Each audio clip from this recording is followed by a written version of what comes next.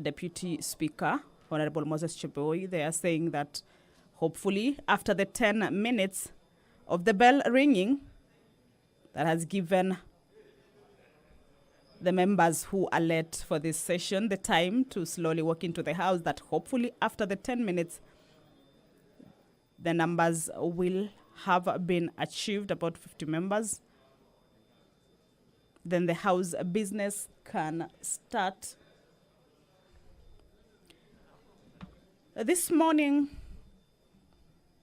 pursuant to the provisions of Standing Order 42A5, the following members will be allowed to ask questions to relevant authorities. We have the member for Tharaka, Honorable Gitonga Murugara, is expected to ask the Cabinet Secretary for Interior and Coordination of National Government whether he could explain the measures that the ministry has put in place to curb corruption in police stations across the country, and in particular in Gatunga Police Station in Tharaka North Sub-County, Tharaka Nithi County.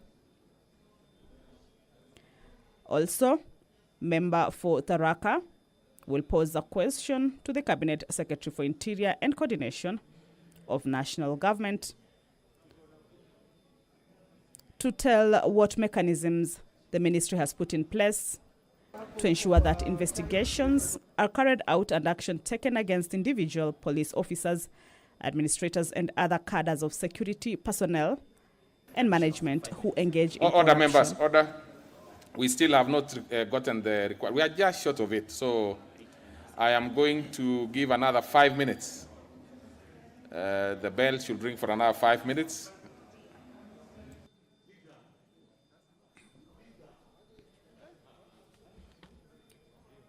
Another 5 minutes for the bell to be rung. The first 10 minutes have elapsed, but the quorum for the members has not been achieved. Again, prompting the Deputy Speaker, the Honorable Moses Cheboy, to order for the bell to be rung for another 5 minutes to enable the House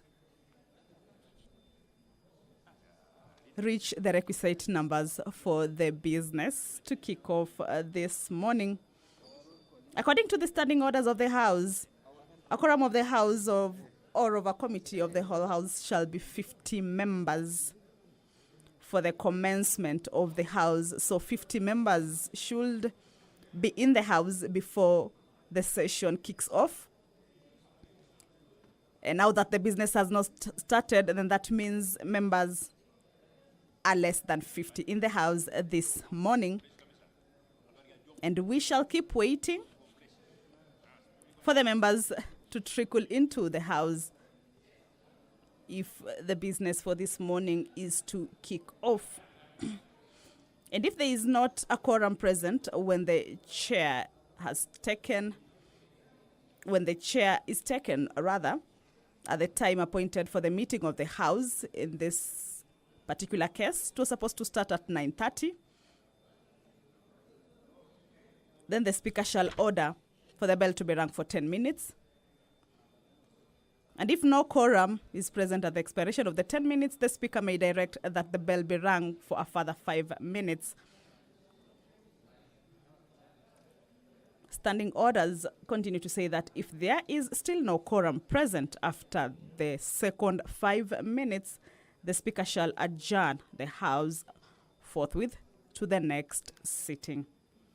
So basically what we are waiting for now for the business to start at the National Assembly chambers is a quorum of about 50 members. We haven't achieved that yet. So business cannot kick off according to the standing orders. But this morning, if the numbers are achieved, then we shall see. Should quickly get one more member.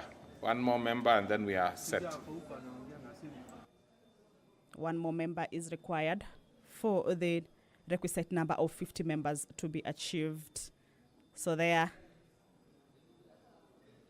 Hopefully one will be walking in shortly.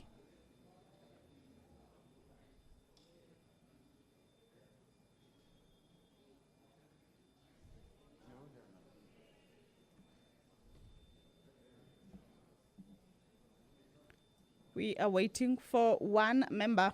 It is 9:45 a.m. No, that one was already there. Yes, now that one. One So, more member honorable there. members, has just we walked can in. now. I'll now hand you over to the live broadcast. My name is Kamchebenza. Enjoy the rest of your viewing. Administration of oath. Order number 2, communication from the chair. Order number 3, messages. Order number 4, petitions. Under that particular order, we have the Honorable, let me check.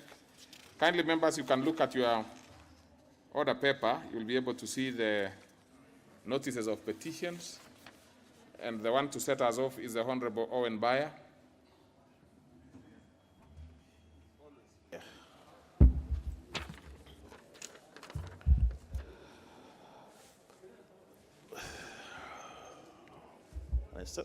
Okay.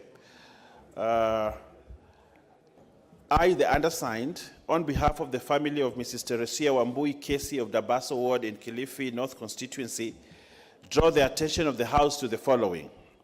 That Mrs. Teresia Wambui Casey acquired the parcel of land registered in 1987 as LR 150660 Gede Kilifi title number CR 32236 under a 99-year lease. That she later subleased it to ESO Kenya Limited for a period of 25 years commencing from 1st February 1999 at a cost of 1.5 million.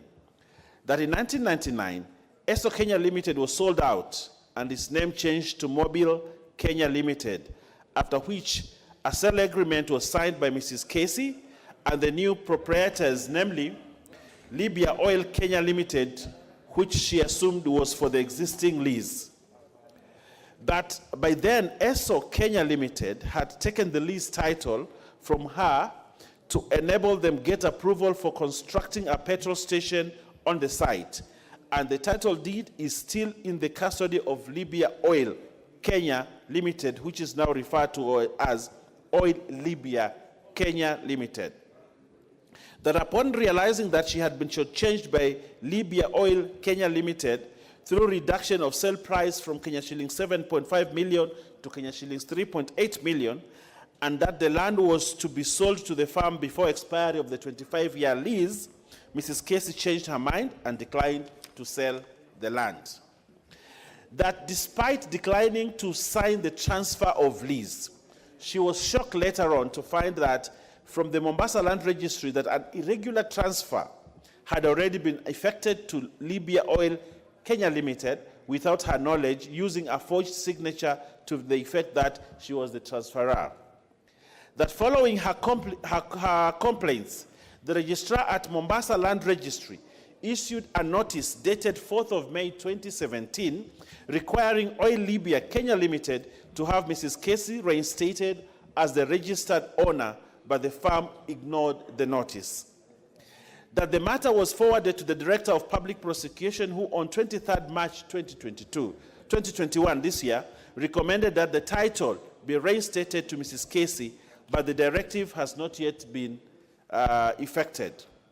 That efforts by Mrs. Casey to address this matter with relevant authorities have borne no fruit, and that the issues in respect of which this petition is made are not pending before any court or any constitutional or legal body. Now, therefore, your humble petitioner prays that the National Assembly, through the Departmental Committee on Lands, 1, establishes the reasons why the Ministry of Lands and Physical Planning has not yet acted on the matter, despite the clear evidence of fraud in the transfer of ownership.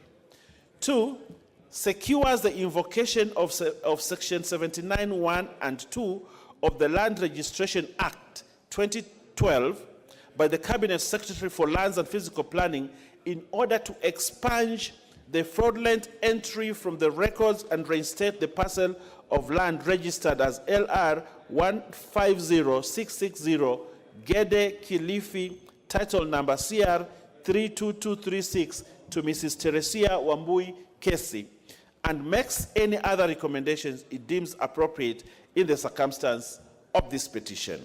And your petitioner will ever pray.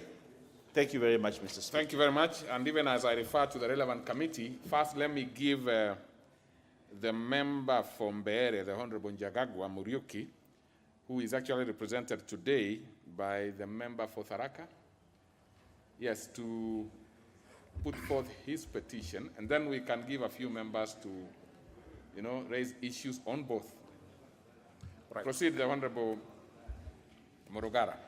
Thank you very much, Mr. Speaker. Mr. Speaker, allow me, on behalf of the Honorable Muriuki Njagagwa, MP Beere constituency, to present this petition on his behalf. It's a petition regarding interferences in the matter of revival of the United Insurance Company Limited. I, the undersigned, on behalf of concerned shareholders, policyholders, and employees of United Insurance Company Limited under statutory management, draw the attention of the House to the following. Number one, that United Insurance Company Limited, UIC, was incorporated on 28th April 1983 as an insurer to carry out all types of insurance business, which business the company undertook until 2004 when its fortunes dwindled.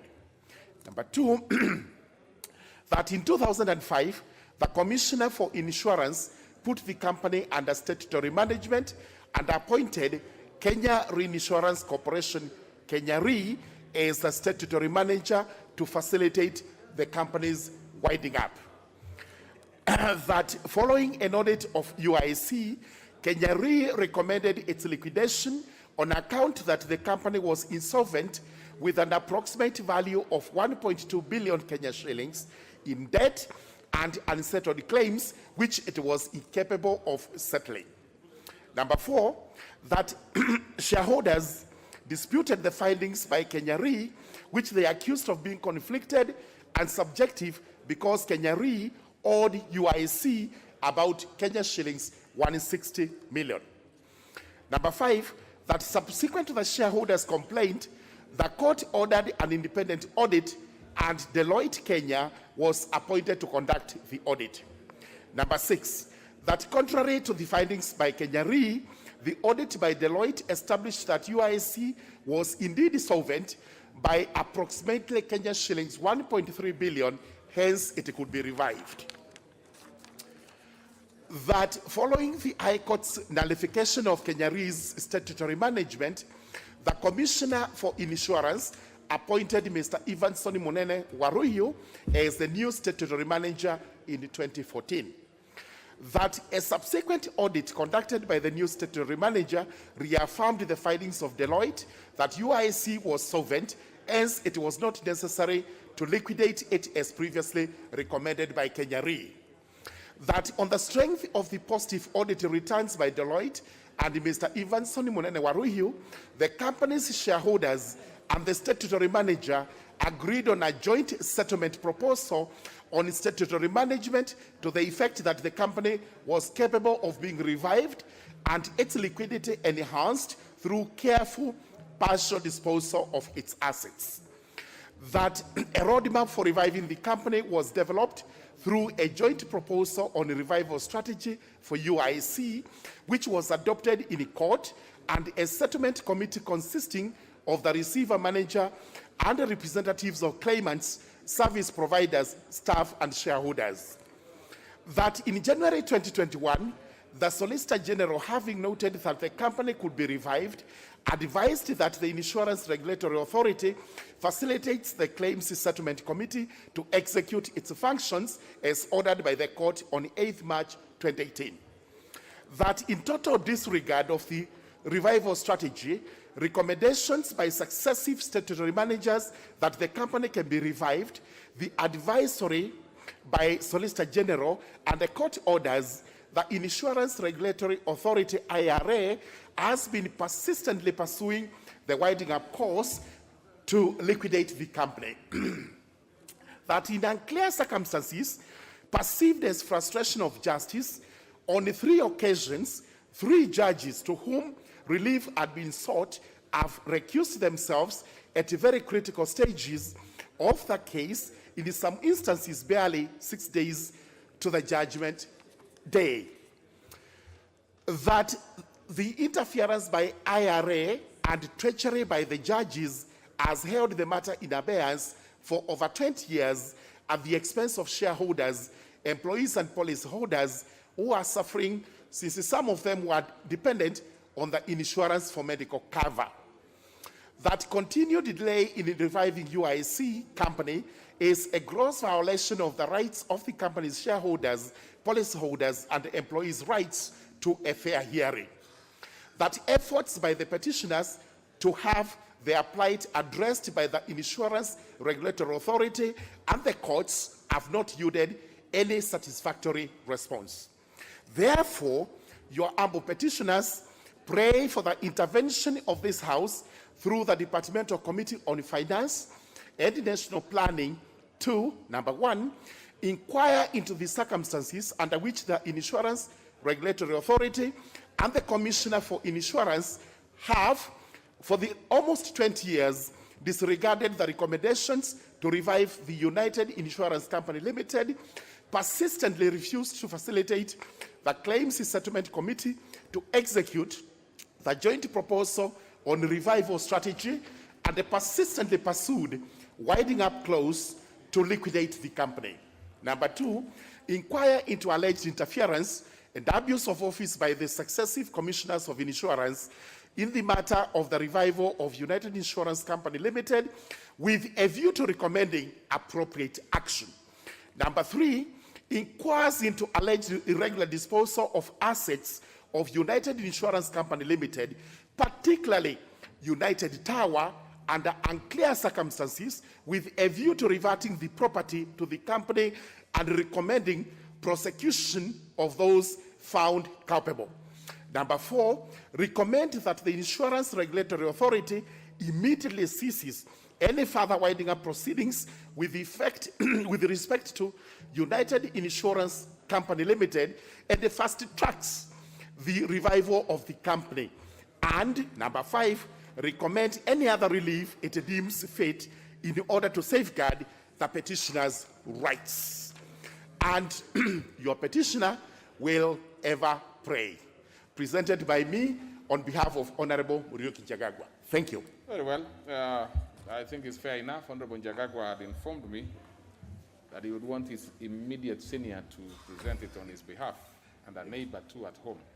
Now, honorable members, I'll give, ordinarily I would have given, let me give 4 members quickly to have quick comments. If they do well, I might add 2 more to deal with both petitions in terms of whatever issues they want to raise. Let's start with I'll follow the list as it is here. So Honorable Pokose, followed by Honorable Manzo. Then we go in that manner quickly. So thank you, Honorable Speaker. Honorable Speaker, I want to support the petition by the member for Kilifi North. Honorable Speaker, it is a very sad case where somebody leases, Wamboi leases her land to an oil company to be able to do business, and later on they fraudulently forge her signature. I think it will be very important that the DCI should be brought into this matter at the earliest opportunity so that those who have engaged fraudulent activities be prosecuted. And I think other matters of similar nature should also be looked into. Thank you. Honorable Speaker, on the petition by Honorable Njagagwa, so that other members can also get on the petition by Honorable Njagagwa, Honorable Speaker, we are aware of many insurance companies that have collapsed, and they have collapsed with people's assets, with people's money, and I think this should be able to set a good example. Thank you, Honorable Speaker. Now, the rest of the membership, please make up your mind on which petition you want to speak to. Honorable Manzo. Mr. Speaker, I want to speak on the one by the Honorable Njagagwa. Mr. Speaker, the collapse of United Insurance, among many other insurance, which have ended up being managed by the statutory manager.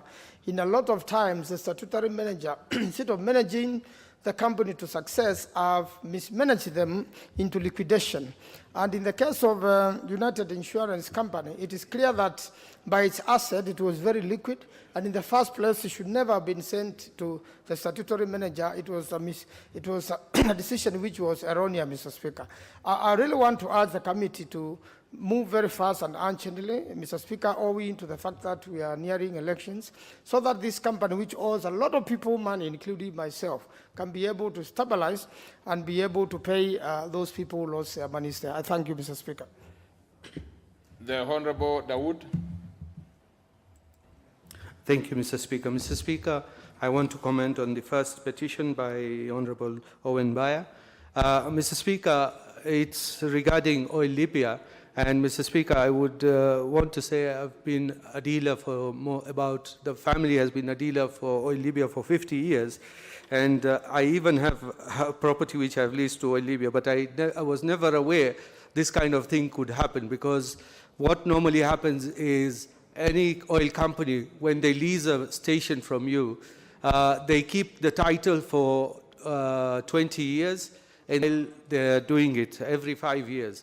And Mr. Speaker, apparently in this petition, it looks like the lady, Teresa, was selling the property to Oil Libya. And I think the committee would do well to see what kind of agreement there was for the sale. And if the sale did not go through, then when did the lady sign the transfer forms? Because I believe I was not asked to sign transfer forms. So how, in what circumstances she signed the transfer forms would be very, very important, Mr. Speaker. Thank you. Very well. Honorable Abo Mohammed. Captain. Asante Bwana Spika kunipatia na mimi nafasi na mimi nichangie katika hili ombi la Mheshimiwa Baya. Bwana Spika, ni vyema kuangalia kwa kina mambo ya ardhi. Bwana Spika, kuna desturi ya hawa wabunge wengine, sisemi wote, zaidi wa Mijikenda. Ikifika time ya wakati karibu na uchaguzi, lao kubwa wanataka kuona ardhi gani au kipande cha ardhi gani upande wa Kilifi kinaomilikiwa na Mbajuni au na Mwarabu, waende watumane watu waingie hapo au wasaidie kustopisha court order. Wao hawana shida na watu wa bara wakiwa na ardhi, lakini siasa zao siku zote ukiangalia ni hizo. Bwana Spika, huu ni uhasidi, na Mijikenda wanakaa sehemu zingine. Lamu tuna Mijikenda, tawaheshimu, wana ardhi na ni haki zao wawe nazo, ni wa Kenya. Lakini wao badala kuonyesha maendeleo yao wamefanya kwa miaka 5, mambo yao ni kusimama kwa majukwaa. Haki ya Mungu, unaenda kaangalia sasa hii cases ni wabunge Mijikenda wapeleka watu wakavamia ardhi, na court orders zinatolewa zingine, watu ambao wana haki, wao siasa yao ni kutumia hiyo. Si sawa na ichunguzwe. Hawa wakileta maombi wachunguzwe, ni mahasidi. Ndio nampatia Mheshimiwa Pukose, Dr. Pukose, Daktari Pukose. Bwana Spika, nafikiri nataka kujua kama Mheshimiwa Captain Rueda ako katika nidhamu kwa kuweza kuongelea mambo ya kabila fulani, akiwashutumu kwa kuingilia mambo ya ardhi, na hili tunaongea juu ya petition ambayo inahusu ardhi ambayo ni ya Mama Wamboi. You are actually out of order, Honorable Captain Abo, because you see, you are actually discussing your colleagues without a substantive motion. I mean, it would have been better, because this is a petition, so you simply create issues. You can actually go and participate in the petition hearing at the committee. But when you make such kind of allegation, it's something that you need to substantiate. And you cannot substantiate just on your rising and substantiating. You need a substantive order. A substantive, yeah. Yeah? Yes, Honorable Baya, yeah? Mr. Speaker, I think it's very unfortunate, the remarks that have been made by the Honorable Obo, who I have a lot of respect for, that such kind of remarks bring a lot of tension in the coast between the Mijikenda and other people they have lived comfortably with for many years. Individual instances or idiosyncratic instances should not be construed as something that is one community pitching the other. The people of the coast have lived for many years, and I think Honorable Obo herself has benefited, and I think has been elected by votes from the Mijikenda. It is very unfortunate that she can come to this chamber to condemn the representatives of the Mijikenda and also to condemn the Mijikenda people that also live in Lamu County, for who, you know, it's a very unfortunate. It would be nice if Honorable Obo actually withdraws those remarks against the members of parliament from the Mijikenda community and also against the Mijikenda. It would be in order that she withdraws. Honorable Captain Abo, you will have to withdraw that statement. And if you have very concrete evidence, you should file a substantive motion and then you can discuss it. So let's have you withdrawing it unconditionally. Bwana Spika, hii ni nyumba ya record. Angalia petition zao zote wanaoleta hapa ni kuhusu Arabu wanaoishi coast, na wao pia ni wa Kenya. Bwana Spika, I will not withdraw. Now let me tell you, Captain, I am now serving my fourth year as a Deputy Speaker. I've never asked a member to leave. I really don't want to start with you at all. Because one, the kind of petition I'm looking at here, Captain, has something to do with a limited company, which is Oil Libya. That cannot be a group or some ethnic community. I mean, it is not something that we should play politics about it, Honorable Abo. Just withdraw. Just withdraw, file a substantive motion, take your evidence to the committee when they are bringing these things. It's the only easiest way to do it. I do not want to break my record.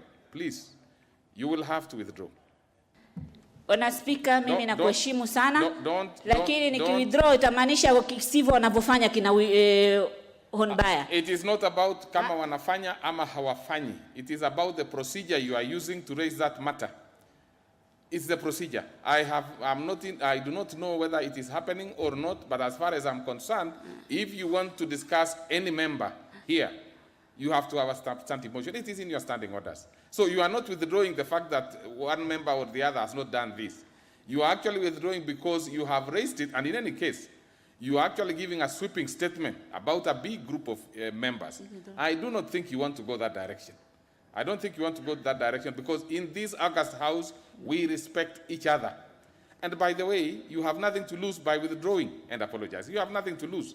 You can go and raise those other issues at the committee level, or you raise it differently, not in the manner you have done. I'm sure you will be very, very uncomfortable proceeding with this, but I've just told you to simply withdraw. It is a simple thing. You have nothing to lose, but we have decorum of this house to keep. We have decorum to keep. You can imagine if somebody, the Honorable Abo, discussed you as an individual, leveled all sorts of accusations. You would want them to substantiate. You would want them to do that. I don't think you want to do to others what you would not expect them to do to you. And by the way, as I've said, I have no evidence one way or the other. The only thing is that I cannot accept and I cannot allow you to take an opportunity I've given you to discuss something to issue very wild allegations against your colleagues. I don't think I will accept that. So you will have to withdraw. You will have to withdraw. I'm not saying that you do not have evidence, but if you have concrete evidence, file a motion. So withdraw it. Mr. Speaker, I'm sorry, I will not withdraw. Sheria zichukuliwe, lakini hii ni petition na petition zingine wanaleta nyingi ataka ijulikane hii mtindo wao si mzuri. Especially kuna watu wanaumia kule, especially wakati wa election ndio wanafanya hizi vituko.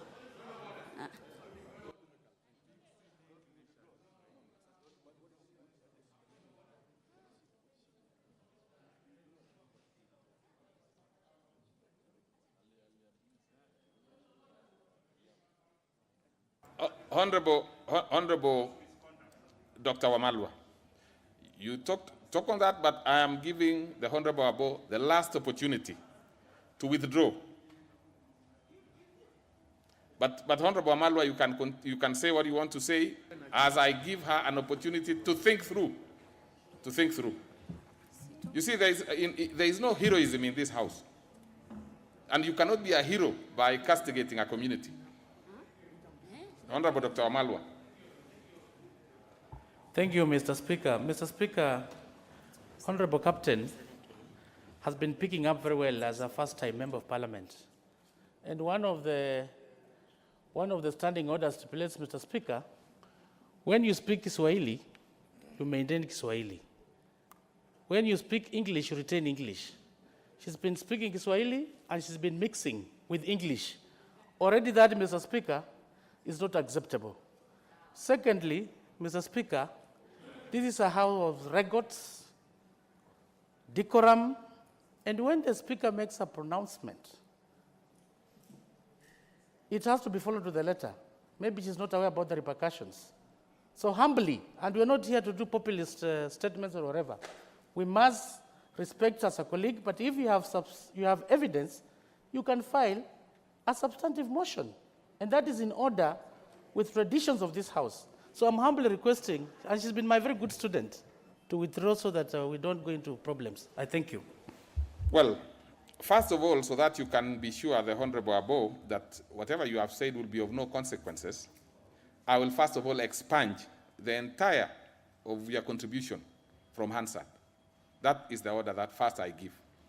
So that even if you think it will not be on record in the first place, but you will have to apologize and withdraw. I think, sometimes honorable members, and I see some members, maybe fairly new, would think that out of what you say here might be of use back at home. It is of no use at all. I am asking you to withdraw. You have nothing to lose, and you have nothing to gain even from what you have said. We will expunge it anyway. So just withdraw and apologize. I've given you too many, quite a number of, I've given you quite some opportunity to do that.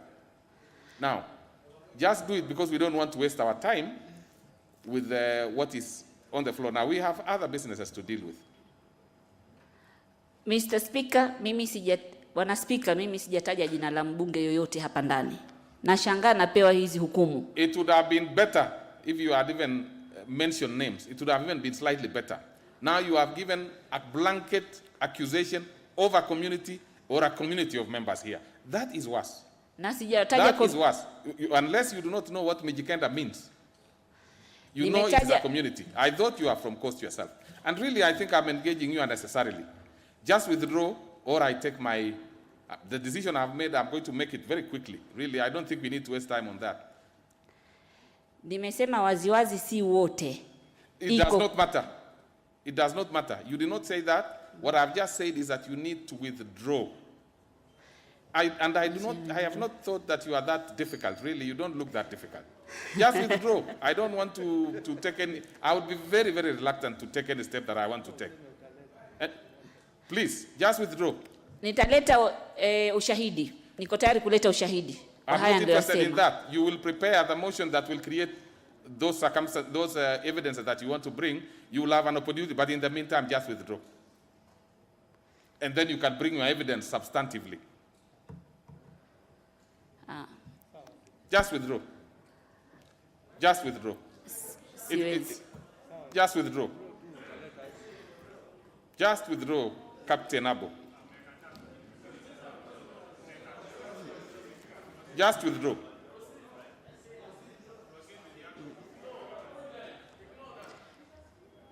Honorable Captain Abo, just withdraw. Siwezi, kwa sababu niliosema ni ya ukweli. Unfortunately, I have to do something that I've never done before.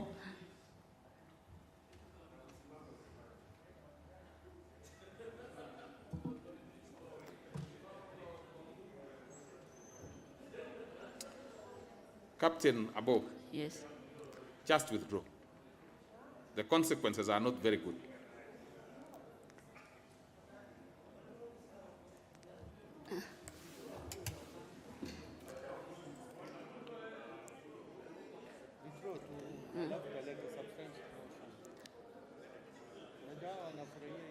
Nani?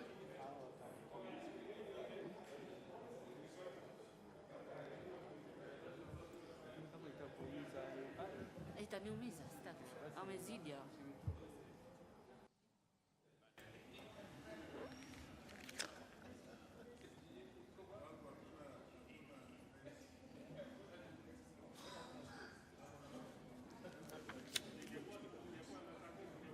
Okay. Are you going to withdraw or you are not going to withdraw, Captain? You are not? Nifanyaje? I withdraw. Thank you very much.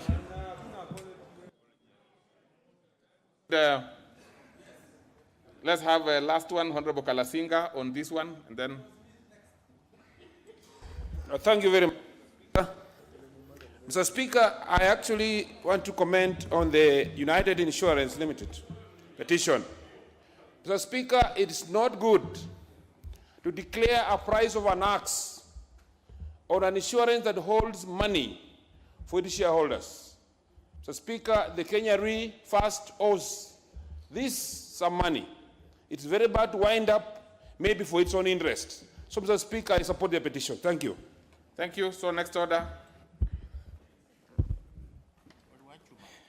Order number 5, papers. The lead, majority whip, are you the one placing the papers before the House? Thank you, Honorable Speaker. Honorable Speaker, I beg to lay the following papers on the table of the House today, Wednesday, November 10, 2021, this morning sitting. 1. Legal notice number 206 of 2021 relating to the Dick Gardens Wetland Conservation Area Order 2021. 2. Legal notice number 207 of 2021 relating to the Ngarelen Springs Catchment Conservation Area Order 2021. 3. Legal notice number 208 of 2021 relating to the Kikuyu Springs Aquifer Groundwater Conservation Area Management Order 2021. 4. Legal notice number 209 of 2021 relating to the Lake Kenyatta Sub-Catchment Conservation Area Order 2021. 5. Legal notice number 210 of 2021 relating to the Amu Sand Dunes Groundwater Conservation Area Order 2021. 6. Legal notice number 199 of 2021 relating to the irrigation in brackets General Regulations 2021. 7. Legal notice number 217 of 2021 relating to the adjustment of rates for inflation. 8. Reports of the Auditor General and financial statements of NGCDF in respect of the following constituencies for the year ended 30th June 2019 and the certificates therein. 1. Bomachoge Chache. 2. Lugari. 3. Mumias East. 4. Matayos. 5. Teso South. 6. Kimilili. 7. Webuye East. 8. Aldai. 9. Sigor. 10. Emgwen. 11. Moiben. 12. Cases. 13. Turkana East. 14. Seme. 15. Ainabkoi. 16. Mosop. 17. Cherangani. 18. Malava. 19. Turkana West. 20. Kamukunji. 21. Elafi.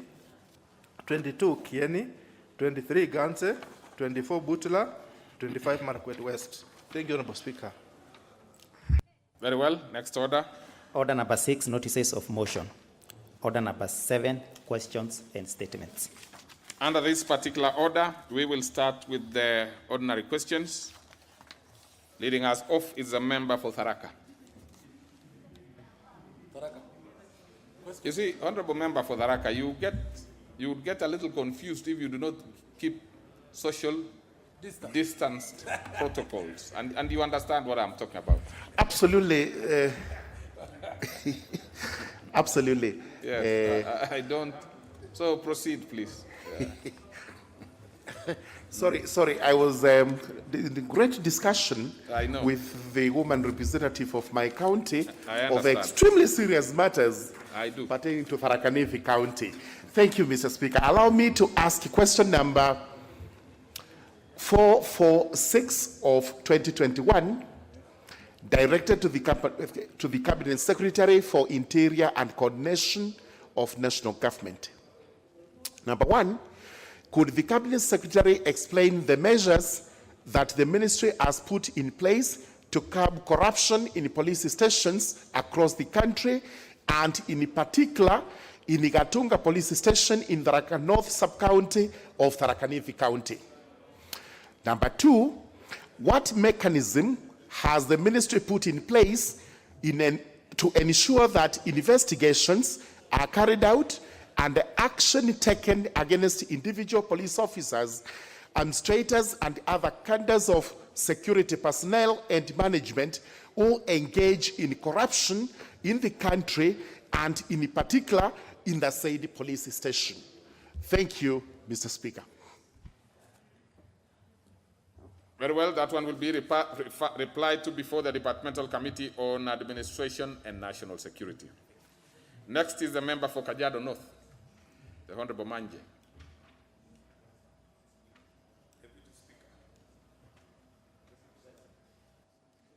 Can't see him. We go to the member for Rongo, the Honorable Abur.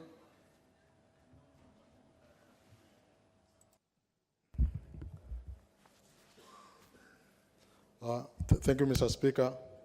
I rise to ask question number 465 of 2021 to the Minister CS for Energy. Could the Cabinet Secretary explain the current status of electrification in public education institutions within Rongo constituency, giving details on the institutions connected to electricity and stating the timelines within which such institutions without electricity will be connected? Number 2, could the Cabinet Secretary explain why contractors awarded contracts for electricity supply in Rongo constituency delayed in starting their respective works or ended up abandoning their works, thereby stalling completion of electrification projects? Number 3, could the Cabinet Secretary provide a progress report on the last mile connectivity program in Rongo constituency, indicating the areas covered and state timelines within which electrification shall be done in areas currently uncovered? Thank you, Mr. Speaker. That one will be replied to before the Departmental Committee on Energy. So we go to the member for Kiamba, Honorable John Duguna Kawanjiro. Kawanjiko. Thank you, Mr. Speaker. I ask a question 466 of 2021 to the Cabinet Secretary for National Treasury and Planning. Could the Cabinet Secretary provide details on ownership and value of transactions of all pay bills and pay bill numbers registered by Safaricom, Airtel, and Telcom Kenya used in betting and gaming activities by major vernacular radio station, and more particularly by Nolo FM, Kameme FM, and Gukena FM? Could the Cabinet Secretary further provide details on the financial statement of the pay bill transactions, inclusive of names of beneficiaries, amount paid, and tax revenue generated within the last 1 year? Actions. Question 3, what action is the government taking to address alleged case of money laundering activities being undertaken through betting activities? Speaker. Very well. That will be replied to before the Departmental Committee on Finance, National Planning. Next is the member for Jomvu, Honorable Twalib Badi.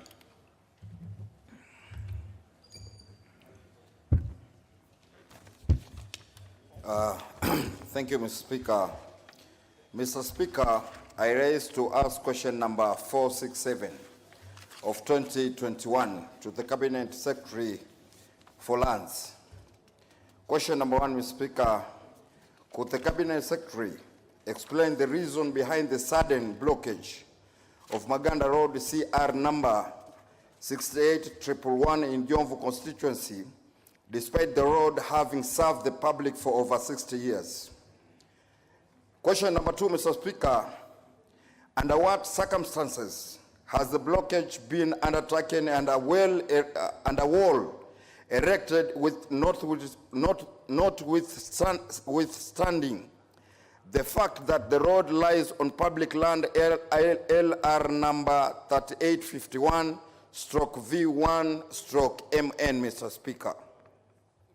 Question number 3, Mr. Speaker, within what timelines shall the erected wall be demolished and the road restored to enable the residents obtain critical access to schools, hospitals, government offices, and other social services, Mr. Speaker? Thank you. That one will be replied to before the Departmental Committee on Lands. So we go to the next segment of that particular order.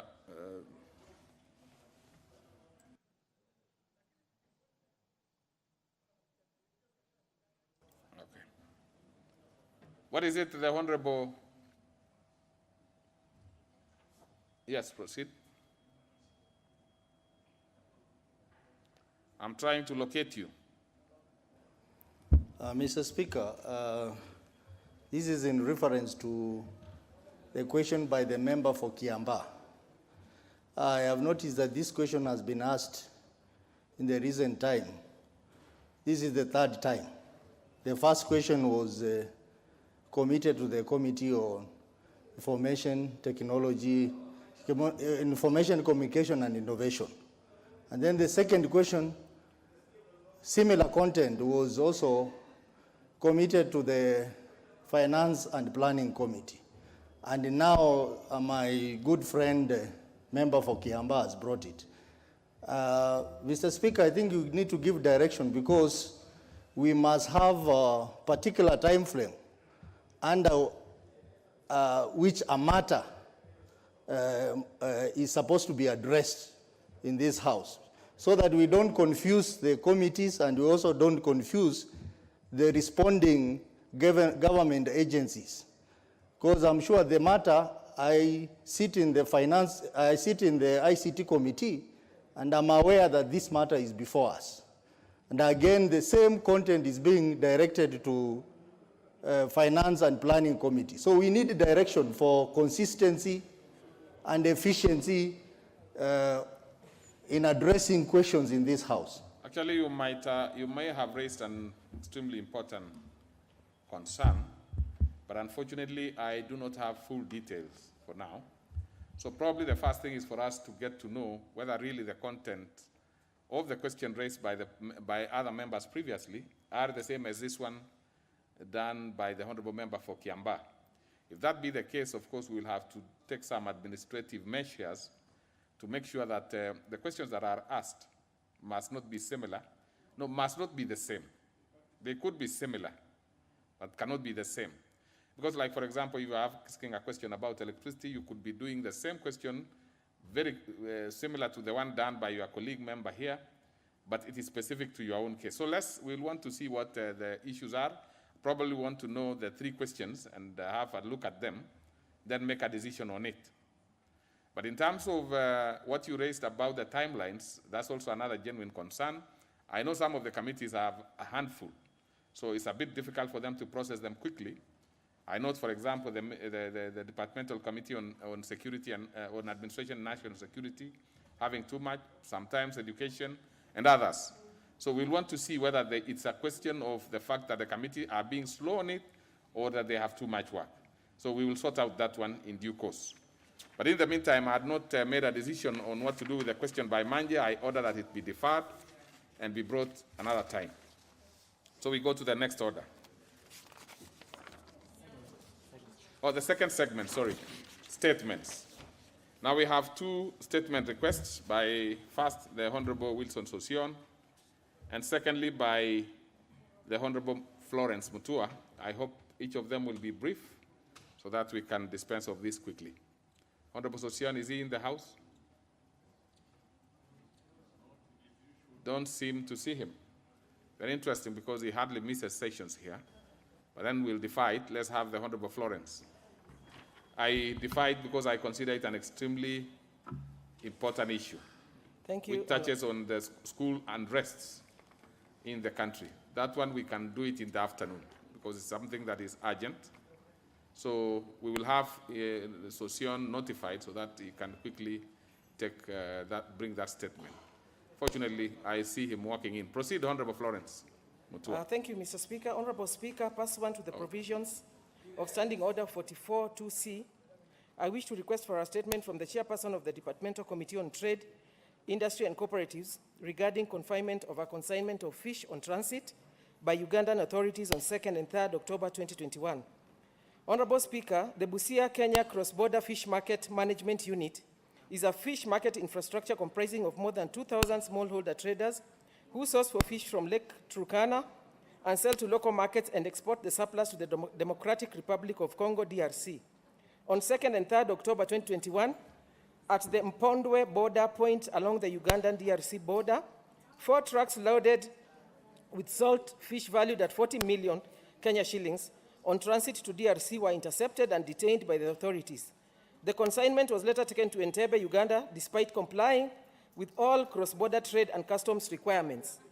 Additionally, the consignment, although intercepted by the Ugandan authorities, was not meant for the Ugandan market, but for the Democratic Republic of Congo. Honorable Speaker, it is against this background that I'm seeking for a statement from the chairperson of the Departmental Committee on Trade, Industry and Cooperatives on the following.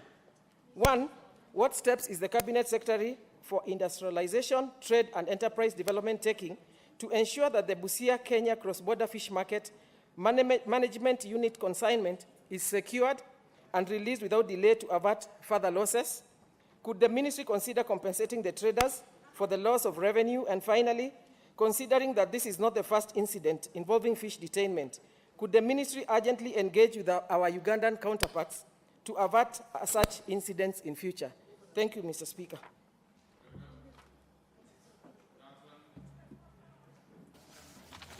That one is referred to the relevant committee, which is the Departmental Committee on Trade, Industry and Cooperatives. So then we will go to the next order. Order, Honorable Caleb Kositany. Order. Okay. Order number 8, motion.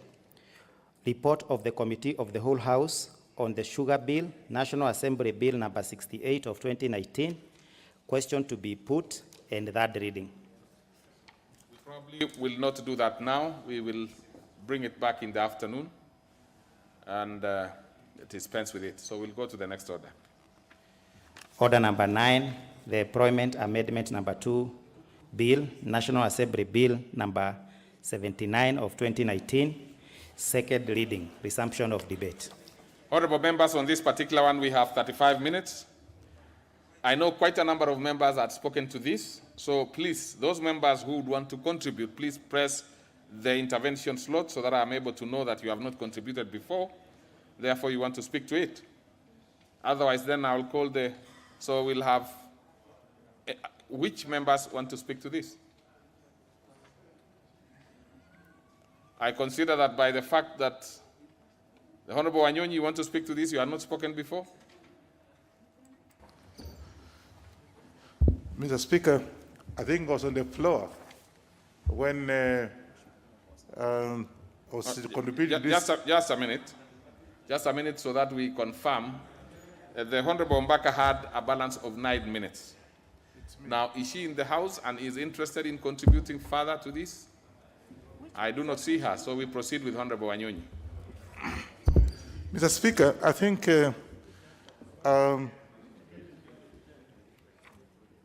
the bill actually talks about employment and asking for the clearance certificates for those who want, who have actually been offered opportunity to work in whatever company it is. Let me confirm first. Were you the one who was on the floor, or is Mbaka? Because I see, I see that you seem to have a balance of 8 minutes, but on which one is this? Then.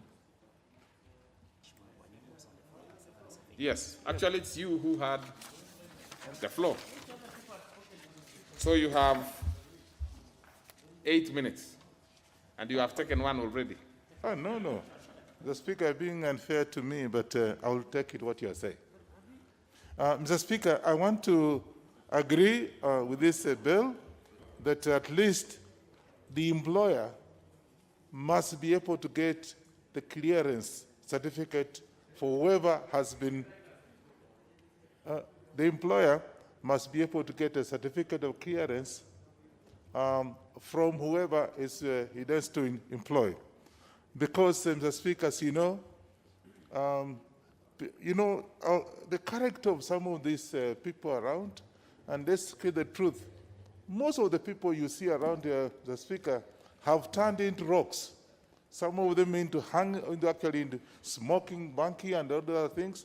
And therefore, it's only fair, Mr. Speaker, that whoever is being offered a job gets a clearance, even if it means getting clearance right from the area chief and other relevant administrative units to be able to clear that person, because we have cases where, and you can even see, our youths actually are turning into rocks.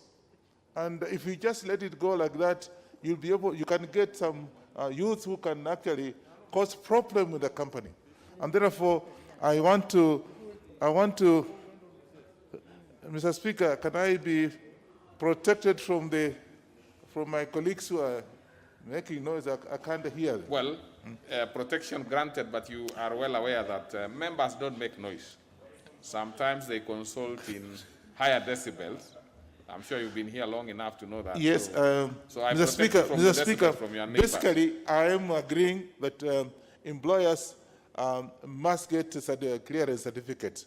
But I also want to ask that as this bill is going to be passed, the clearance certificate should be affordable. Sometimes it becomes very expensive to get a clearance certificate in terms of monetary and, of course, being taken from one place to the other. Somebody is all the way from Trans Nzoia, he is told to come to Nairobi, and they can't get clearance as is required. It takes so much to be able to get a clearance.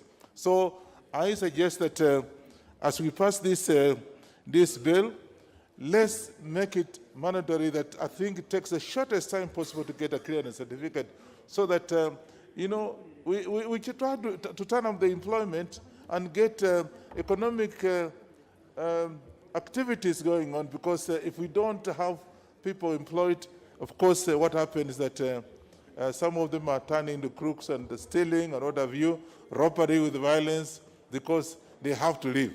And with those support. Honorable Yusuf Haji. Thank you, Mr. Speaker, for giving me this opportunity.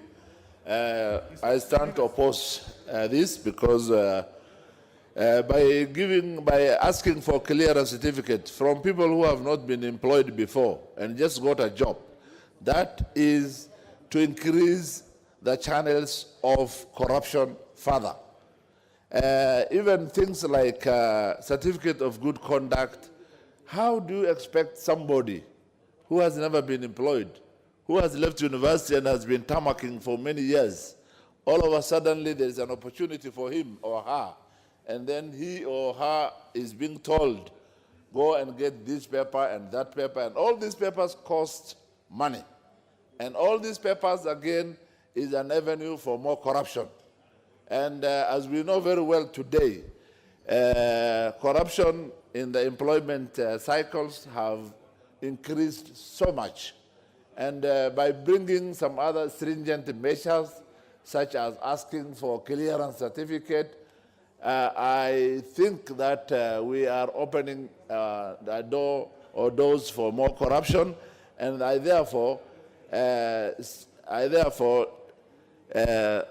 not therefore supporting this by asking new employees or people who have just been given opportunities to come up with clearance. Thank you. Gogo, Professor, Honorable Dr. Gogo, member for Rangwe. Thank you so much, Honorable Speaker, for giving me this chance. I rise to support this bill and not to belabor on what my colleagues have said ahead of me. It is important, Honorable Speaker, for us to have this bill brought here. It's a very good bill. And when it comes to matters of clearance, seeking clearance from relevant authorities, this is necessary, Honorable Speaker, because when clearance is done, we want to know the history of the kind of people that we are getting into the job system. And this clearance also has elements of integrity in it. And we are also interested probably in the competencies, the exposures, and the experiences of the various persons which we intend to get into our employment system. So I would support that when employers are getting into contact with intended employees, that they get clearance from the various authorities. And also another thing that I would probably add my voice on is that as has already been done, the certificate should be affordable. But other than that, they should be within reach for the persons who are seeking to get these clearances.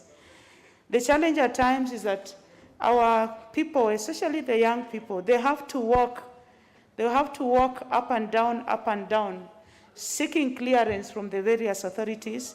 They are told to go, they are told to come back, and probably at times, Honorable Speaker, they don't have even transport to move up and down.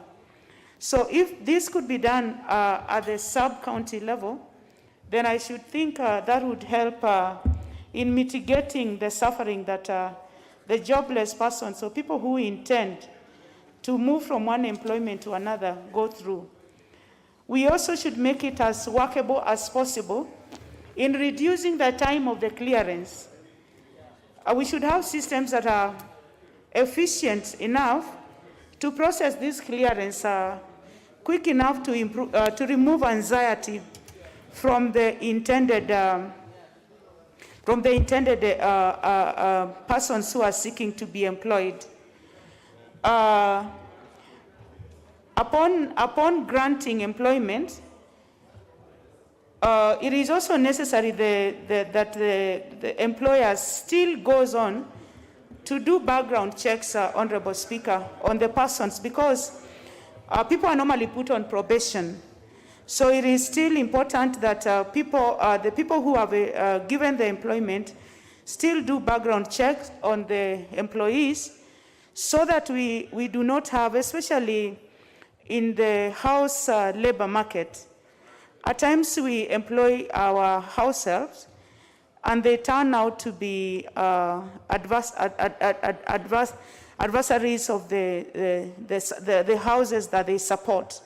So still some background check would still be done, and this would help in mitigating the very many evils that we see happening in our houses. And there have been also situations where people are employed in the technology sector. They are techno-savvy, but they have ended up even using the technology that they know to steal from their employers, especially in the banking sector. So I should think that we should have continuous, as a method of doing continuous improvement in the job market, that background checks always be done, so that we have a workforce that is sustainable. We have a workforce that develops itself forward, and we also have a workforce that delivers as is required, so that our country can move forward. And with those remarks, Honorable Speaker, I support. Thank you. Honorable Milemba Omboko. Thank you, Honorable Speaker. I was just consulting with the owner of the bill, but I had a lot of discussions with him earlier on before it came to the House. And I think I want to support the bill, that the issue of checks should not be a hindrance to the young people who want to get employed. Because even before you decide whether you are taking somebody, you are either profiling him as a criminal or is unable to do one or two, three things. I think the young people equally don't have those finances that are required all the time to process most of the requirements that are a prelude to employment. When you go through all those checks, they total to a high sum of amount, Honorable Speaker, Madam Speaker, Honorable Speaker, that even the person who wants to get employed does not have that money. So how many times do we see many young people, many young generation get to the point where they can't even apply for the job? So I think we should make it easier. I know those who will not support this bill will say no, that we risk having criminals and all sorts of adverbs and verbs against these new people who are being employed. But it should be a very easy process so that it's not interfering with the rights to access the employment after all. It should not hinder anybody to get those particulars. So those things should be free. They should be done locally, as local as either at the county level or even sub-county level, so that this particular person qualifies. And they can even be given employment, after which we can check through back and see whether they qualified or not, because the employer has a right to do that. Honorable Speaker, as I talk about this, we must look at where we are headed to. The type of employment, given the curriculum in schools and the expectations of the graduates, will not be necessarily formal employment like it was in 1963 when we got independence. Education is continuously ceasing to be a sacred cow which will give you the employment as a white-collar job. Employment will be diverse within the CBC production, whereby somebody will train to become a gardener. Another person will just get his employment away from the formal employment. So, the owner of this bill, Gideon, you could also listen to this, that in this bill, we must not structure it to cover all forms of employment. In fact, the formal employment is ceasing. If you count the number of people who are in the formal employment vis-a-vis those who are in the informal employment, the informal employment takes it.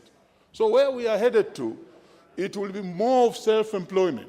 So I therefore think when we go to the third stage of this particular bill, Honorable Speaker, we should actually classify. Honorable Gideon, I'm giving you something here. We could classify the types of jobs that require this assessment. Because the informal sector, self-employment, and remember there's now CBC in schools, the kind of employment that will emerge will not require somebody to go through and do all those checks. So we should possibly, in the third level, identify the types of jobs that may require these checks after all. Otherwise, if we make a general law affecting the entire employment, then we shall just be possibly blocking certain areas that don't require this type of law after all. Thank you, Honorable Speaker, for this chance. Very well. The member for North Imenti, the Honorable Dawu Rahim. Thank you. But, Honorable, if you have contributed this...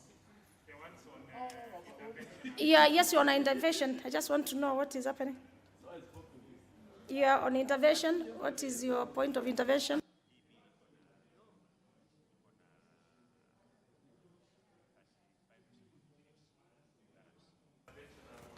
Order. Honorable Pukosa, the Honorable Member for North Imenti is on intervention. Let me hear what he has to say about it. Though he has spoken to this, could he be having a point of intervention? Madam Speaker, it's not a point of intervention. It is the previous speaker had asked us to contribute with pressing intervention. That's why I'm there. Madam Speaker, I want to... Can I continue? Have you spoken to this? No, that's why I asked the clerk whether I had spoken. He told me I have not. So that's why. Order. Please allow him confirm, because we have a record of the same.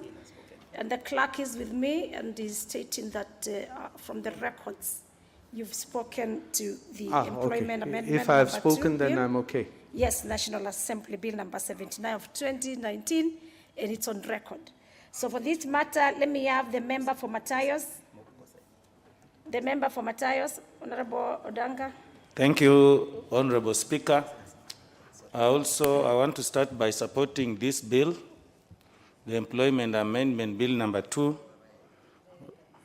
Madam Speaker, I want from the onset to say that clearances and checks are very critical and important for employment, because you can't just bring into employment people who may not have been people of good behavior, people who have not been people of respect, and yet you want to bring them into employment. For instance, we are seeing what is happening in schools today. The kind of students who are burning school facilities, for instance, should not just be allowed to get into employment unless there is proof enough that they have been rehabilitated. And therefore, clearances are quite important. The only problem is that they should not be at a very high fees. If there is any fees, it must be very minimal, or in some cases, the fees should not be there at all, so that we have access to employment done freely for our children to be able to access employment. Madam Speaker, I also want to say that it could be important to categorize the kind of jobs that will require certain clearances and others may not need them at all. And also, I want to say that they should be brought to the local levels like the county governments, the sub-county governments, so that they could be easily done, unlike today even, where some of them, like the certificate of good conduct, for instance, it has to take long because it is centrally done. In the modern time, we are trying to bring everything to the devolved levels. So, Madam Speaker, I support. Very well. And then now let me have the member for Ntebes, the Honorable Kose Robert.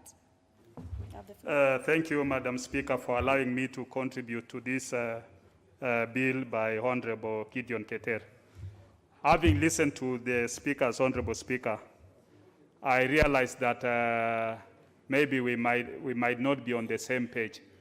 Actually, what Honorable Keter has done is that he has removed the requirement for anybody seeking employment to ask that you need to get DCI clearance, you need to get EACC clearance, all those nonsense which people are, before you get employment, everybody has been being sent to go and get higher education loans board, all those things.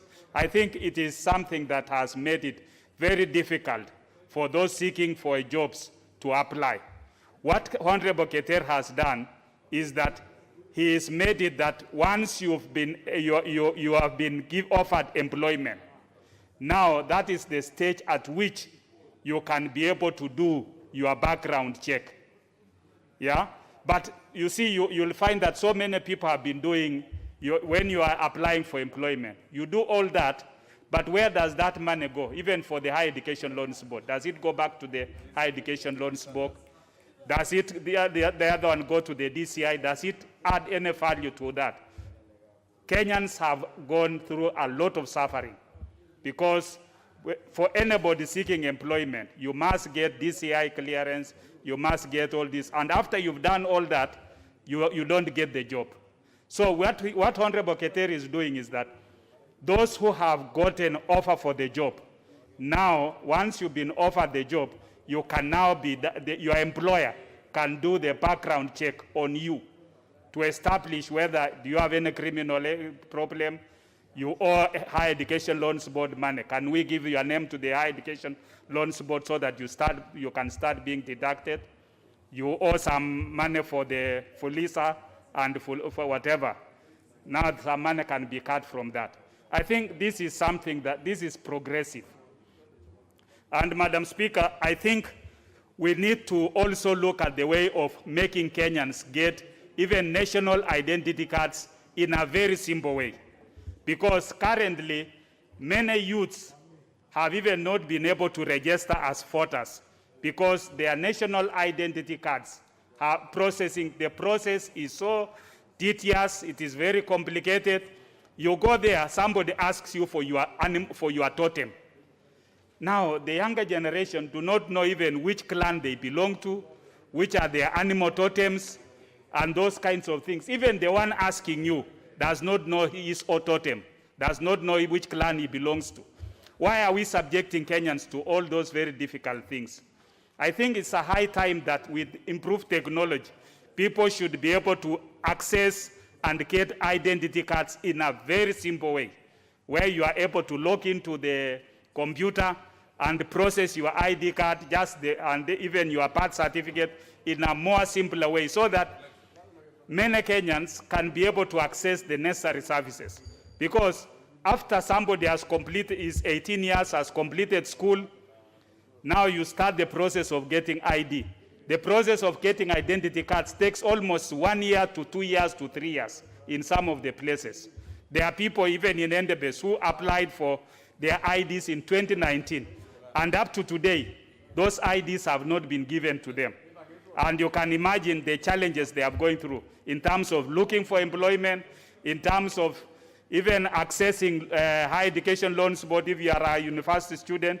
So we need to, what Honorable Keter has done is, I think, it's a progressive bill that needs to be supported by the House, and that should be able to make it more simpler for many Kenyans, especially the youths, to access employment. With those few remarks, I want to support. The member for Tharaka, the Honorable Murugara Kitonga. The member for Tharaka constituency. Thank you very much, Madam Speaker. Madam Speaker, I rise to support the proposed amendment, and I've carefully gone through the draft bill. And what is sought to be done by the Honorable Gideon Keter is actually to streamline the requirements when it comes to the process of getting employment. Notably, the job seekers are young persons who possibly do not have an income, as most of them may be from the very low backgrounds where income is a problem. The net effect is that as they go to do the interviews, they are required to carry multitudes of clearance certificates for which huge payments have been made to the government so that they could obtain those certificates. The problem we have in the country is multitudes and multitudes of taxation.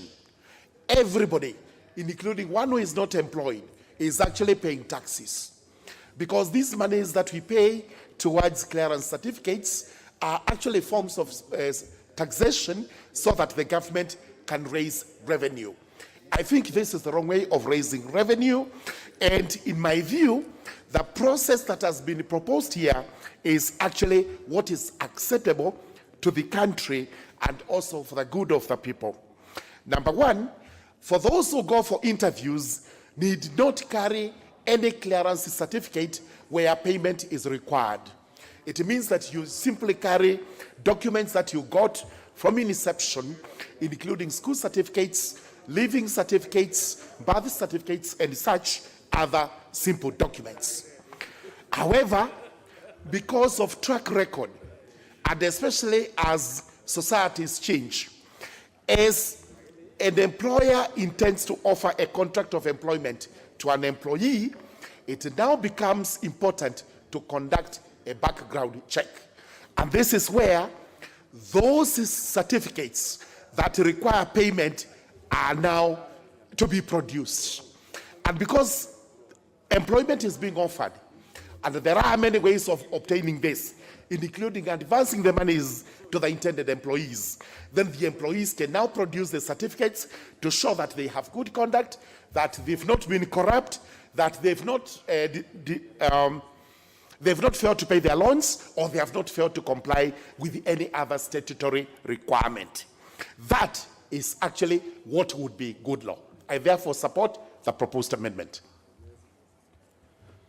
You therefore support the proposed amendment. Honourable members, the debate on the employment amendment number 2 Bill of National Assembly, Bill number 79 of 2019, had a balance of 35 minutes. The time for the mover to reply is supposed to be at 11. Honourable members, the time also being at 11, having really completed our 35 minutes of the debate of the same, I therefore call upon the mover to reply. Thank you, Madam Speaker. I beg to reply and thank the members of Parliament for supporting the Employment Amendment Bill 2019 and having the best interest of the youth at heart. Honorable members, as you may recall, before introduction of this amendment, job seekers were tasked with the responsibility of running criminal background checks on themselves so as to secure a mere job interview. However, now a cure has come through this amendment whereby an employer shall no longer perceive you as a criminal before you apply for a job. And the solution to all these bottlenecks is that an employer will no longer ask you for any such documents as KRA, DCI, HELB, CRB, EACC until or unless an offer of employment is in the offing.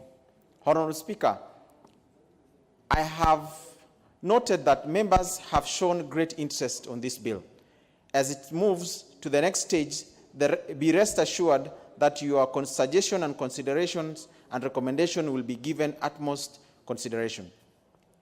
Madam Speaker, allow me to add a few remarks before I conclude. Job seeking shouldn't be an adventure where you must prove that you are not a criminal or haven't engaged in any crime in the past. This country is not graduating criminals from universities and colleges every year. These are young men and women who are more than ready to offer their skills and knowledge for the advancement of this nation's greatness. Public-funded institutions should never be cash cows. From the research done by the Parliamentary Budget Office, these institutions have been collecting over 750 million every year from job seekers. This is a clear indication that they have been milking job seekers, most of them graduates, for years, yet there is no single cent that has been directly sent back to youth empowerment programs. Sadly, there is nothing to show for that these monies have been sent to, for example, Higher Education Loans Board to boost its kitty, for instance. Madam Speaker, we should pick some of the best practice from other countries that have relieved their graduates from this financial burden. For example, in UK, it's only when you become successful at an interview and are offered a job that your employer will be required to carry out a series of employment checks depending on the type of jobs you are going to undertake. In United States, Iowa, Kansas, and Kentucky, Louisiana, Massachusetts, and Vermont have enacted law that expressively prohibits employers from requiring applicants to pay for their own background checks. In Iowa, for example, law makes employers to be responsible for paying for criminal history checks run through the Division of Criminal Safety Investigation. In Louisiana, for example, employers are required to pay cover expenses for criminal background checks and other searches and checks made on applicant on existing employees. Honorable members, in conclusion, first, give the graduate jobs, then ask for these documents. Let them earn money first to afford paying for these documents, if they must. The young men and women should not be punished for looking for a job. Job seeking is ever a daunting task in this country. Let us not make it unbearable by adding an extra financial burden for people who are penniless already. Let these institutions do background checks if they want, but that should never be tied to job seeking. Nobody should be denied a job because someone suspects them of being a criminal. If KRA or HELP have a problem with an individual, they should go after them independently without interfering with employment prospects. Thank you. I reply. You reply. Thank you.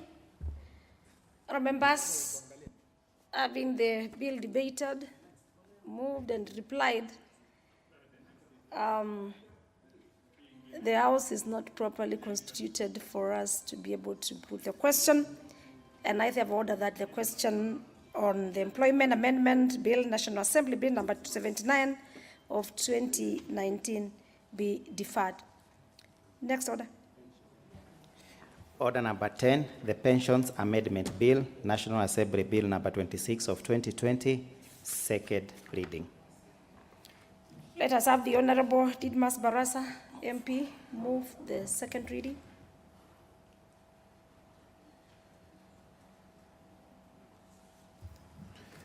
Thank you, Madam Speaker, for giving me this opportunity to move this Bill number 26 of 2020, whose objective, Madam Speaker, is to ensure that pensioners get their pension in time, and the failure by the pension schemes to remit their funds in time constitutes a criminal offense, Madam Speaker, and that they should get their pensions within a period not less than 90 days so that they can go and carry out their businesses, Madam Speaker. Madam Speaker, thousands of Kenyans have suffered in the hands of the pension scheme. They have traveled every day to the pension offices seeking for their pensions at no avail, Madam Speaker. This delay has led to mushrooming cartels operating within the corridors of the pension schemes, pension scheme offices, fleecing these pensioners of their little saving that they have, Madam Speaker. Madam Speaker, when a person contributes to a pension scheme, that contribution is his or her contribution. And denying that person an opportunity to get that money is criminal, Madam Speaker, but it's also inhuman. And this bill seeks to cure those delays, Madam Speaker. Madam Speaker, we have certain professionals that they are not allowed to engage in private business when they are actively employed, especially by government, Madam Speaker. And they hope that after they have retired, they will begin now to become consultants, they begin to run their private entities, of course being funded by majorly from their pension lump sum, Madam Speaker. And they cannot do that.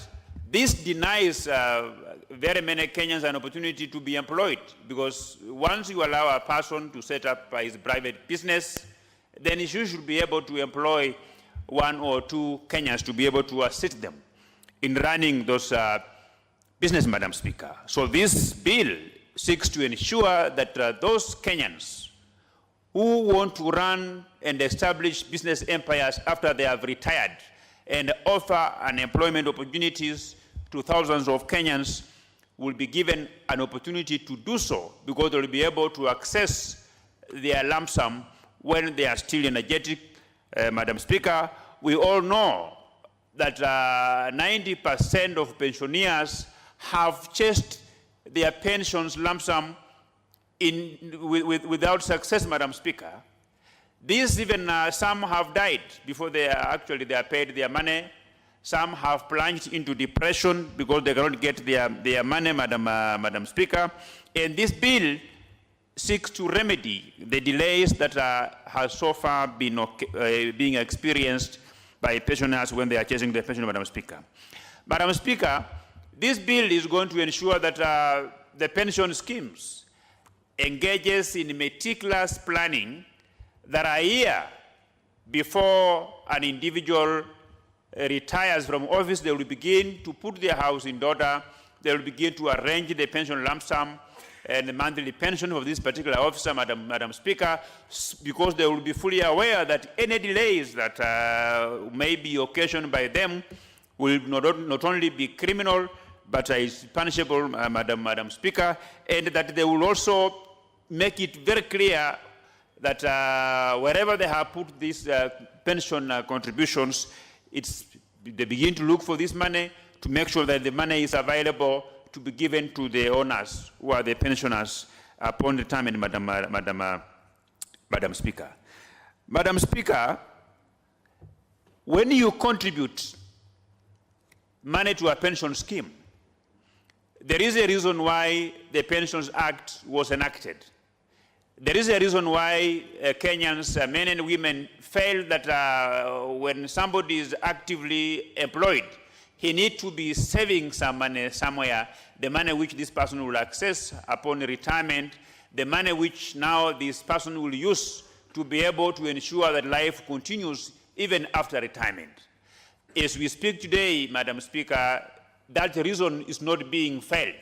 That objective is not being achieved because of the delays that the pension schemes will take to pay, to release their money to the rightful owners, Madam Speaker, and that this bill will seek to ensure that the objective upon which the Pensions Act was enacted, the objectives upon which men and women of this country felt that we must have a pension scheme where people who are employed should save their money and access this money after retirement is achieved, Madam Speaker. Madam Speaker, once this bill has been approved by this House and enacted into law, the cartels will be wiped out. The people who operate within the corridors of the offices of the pension schemes will have got no business, but they should go home, Madam Speaker, because the pensioners will be able to get their money within 90 days, and that there will be any further delays, Madam Speaker, that a pensioner will never be required to sell his cow, to sell some piece of land, in able to bribe a particular officer operating within the corridors of the pension scheme for them to be able to access the pensioners, Madam Speaker. Madam Speaker, this bill will also ensure that thousands of jobs are going to be created, because when these pensioners get their money, engineers will begin operating engineering firms, doctors will begin opening their clinics and consultants, and they will create more jobs, Madam Speaker. Currently, as we speak today, they are unable to do so because some are bedridden, thrown into depression. Majority of them have even grown more older. Some have even died before they can actually actualize their dream business, something which they plan to do upon retirement, Madam Speaker. Madam Speaker, this bill, once approved by this House, will ensure that the purpose under which the pension scheme was established is met, so that people can continue transitioning from employment life into private business, Madam Speaker, and that their life must continue, Madam Speaker. As you are all aware that majority of Kenyans who are suffering from different diseases and that are being used by the medical insurance of their firms they're working for, upon retirement, they never enjoy those kind of privileges, Madam Speaker, and that they will use their pensions to be able to procure medication for whatever they are suffering from, Madam Speaker. This is not happening now because once the insurance card is terminated, you no longer enjoy the medical scheme of the firm you are working for, Madam Speaker. And when you go home, you are just left in the hands of God. Like people say that doctors treat and God heals. But for the doctors to treat you, you must be in a position to have money to pay them. But if the pension schemes will delay to release your pension lump sum and your monthly pension, you find that these people, they will lose their lives immediately after they have retired, Madam Speaker. So this bill is going to ensure that we are going to ensure that the purpose upon which the pensions fund and the scheme was established continues to be met, Madam Speaker. Madam Speaker, once this bill has been approved by this House, Kenyans will begin to sing their national anthem with a new meaning. The national anthem, Madam Speaker, when you listen to it, it's kind of a prayer, but it's something which Kenyans who have retired, they no longer get the benefits as contained in that song because of the delay by the pension scheme to release their lump sum pension, Madam Speaker. And Madam Speaker, I want to ask members of this House to approve this bill. All of us, there is none of us in this House who has never come across a suffering Kenyan who's chasing after his or her pension at no avail, Madam Speaker. And the reason why this House exists is to be able to make life easy for Kenyans. Making life easy for Kenyans entails trying to mitigate some of the gray areas in our laws so that the Kenyans can continue to access their pension within 90 days after they have retired. There is nothing difficult. There will be no magic that will be applied by the pension scheme to ensure they get this money. It's just a matter of proper planning. Planning in terms of being aware of how many of their members are retiring within a year, so they can be able to make budgetary allocations, so that they can be able to offload if they have used the pensions money to buy some shares somewhere, to invest in some real estate somewhere. So they will now begin to offload, to sell those properties, to ensure that the money is available to be paid to the pensioners within 90 days, Madam Speaker. These laws, at times, these laws have been existing, Madam Speaker, but because there was no law that could criminalize the pension schemes who will delay to paying them, so officers of pension schemes have been attending to these very important services to Kenyans with laxity, with no hurry. And if this bill is going to be approved and enacted into law, Madam Speaker, I can tell you that the pension schemes, the officers, will be much more creative, they will be much more innovative in terms of ensuring that these funds is available to be paid to the pensioners within 90 days, because they will know that failure to do so, they will be committing a criminal offense and they are liable for prosecution, Madam Chair. And this bill, as I move it to the second reading, it's actually providing an opportunity for members of this House to improve this bill, to enrich this bill through amendments, and I will be happy during the committee of the whole House to be able to see, to tap into the wisdom of members in this House in terms of proposing further amendments to ensure that no Kenyans will continue to suffer in the hands of pension schemes, that there is no Kenyan who will, upon retirement, will not be able to lead a normal life because he can't access his pension scheme, his pension money, Madam Speaker, and that all Kenyans who have a plan of engaging in private business, who have a plan to use their pension lump sum and pension monthly pensions to set up their business, will have an opportunity to do so without any further delay, Madam Speaker. With these very many remarks, and as I move this bill, I will ask Honorable David Ole Sankok to second. Honorable 001 Ole Sankok David for seconding. Thank you very much, Honorable Speaker, for giving me this opportunity to be able to second this very important bill, and I'm 100% sure that all members of Parliament will support this bill because it is a bill whose time have come. We in our respective constituencies are being disturbed by pensioners who are using a lot of money to chase their pension, Honorable Speaker. And Honorable Speaker, if you have noticed, it is only the Tangatanga wing of Parliament that is very active in this House, especially in bills that target the lives of the common wananchi, especially the hustlers.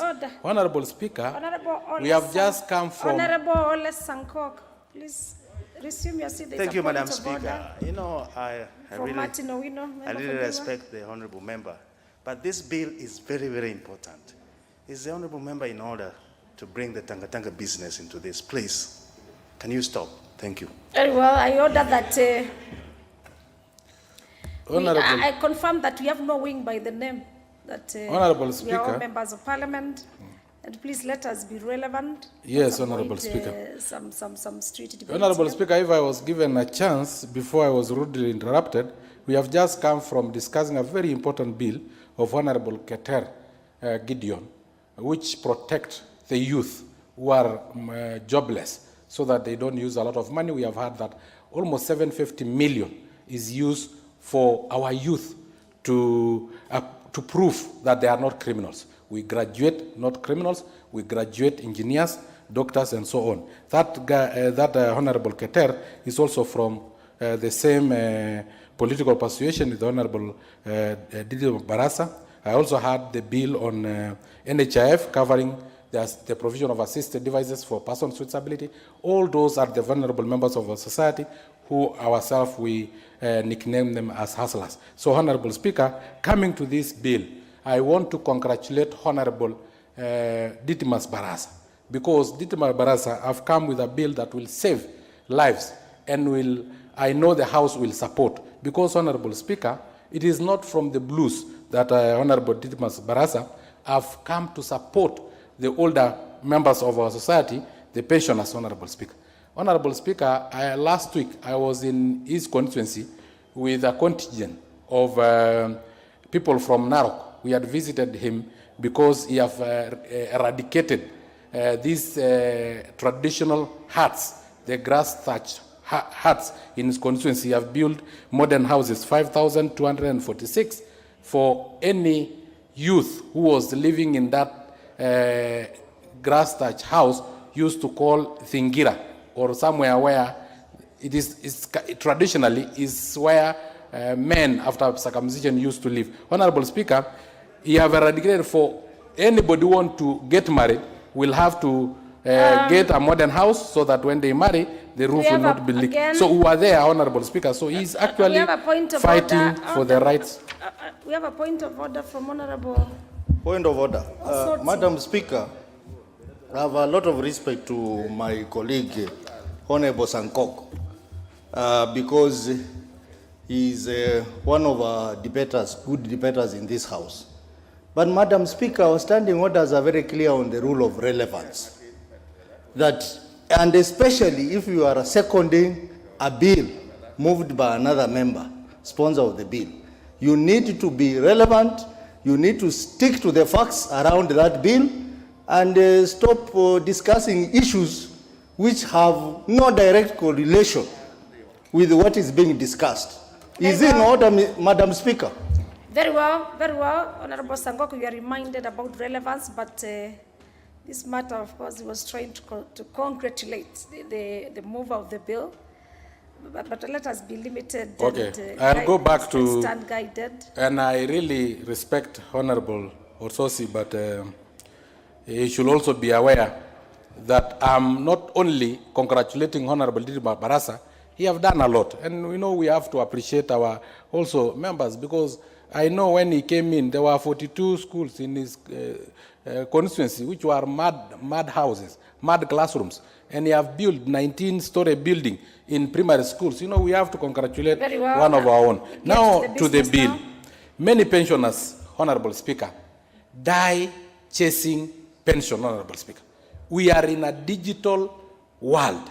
In fact, when the Jubilee government was elected in 2013, it was on the promise that it is digital, it is not analog, Honorable Speaker. Honorable Speaker, all of us and many employees in this country are paid digitally through banks, Honorable Speaker.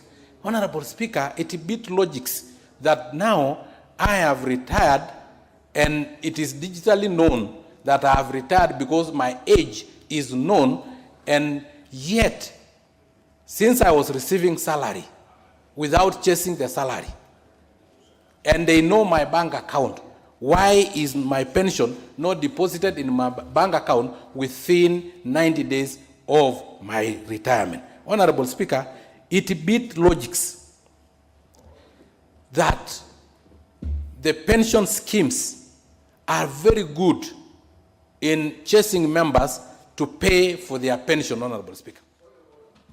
Honorable Speaker, they collect our money monthly without delay, Honorable Speaker. But when it comes to payment of pension, Honorable Speaker, and paying pensioners, it becomes a game of chess, Honorable Speaker. Honorable Speaker, as I second this bill, Honorable Speaker, pensioners are entitled to their money. Pension money is not charity. It is an entitlement. You have contributed to the scheme during your working days, Honorable Speaker. So it is your own money that should be promptly paid, Honorable Speaker. And Honorable Speaker, in these pension schemes, Honorable Speaker, we have cartels who, Honorable Speaker, must be bribed for files to be located. Honorable Speaker, some of them will even ensure that the pensioners have signed all the documents, but purport that the files are lost. And then along the way, because pensioners retire mostly when they are aging, Honorable Speaker. With lifestyle diseases, Honorable Speaker, with our life expectancy being very low at around 54, Honorable Speaker, then some of them will die before collecting the money, but they have already given all the signatures required, Honorable Speaker.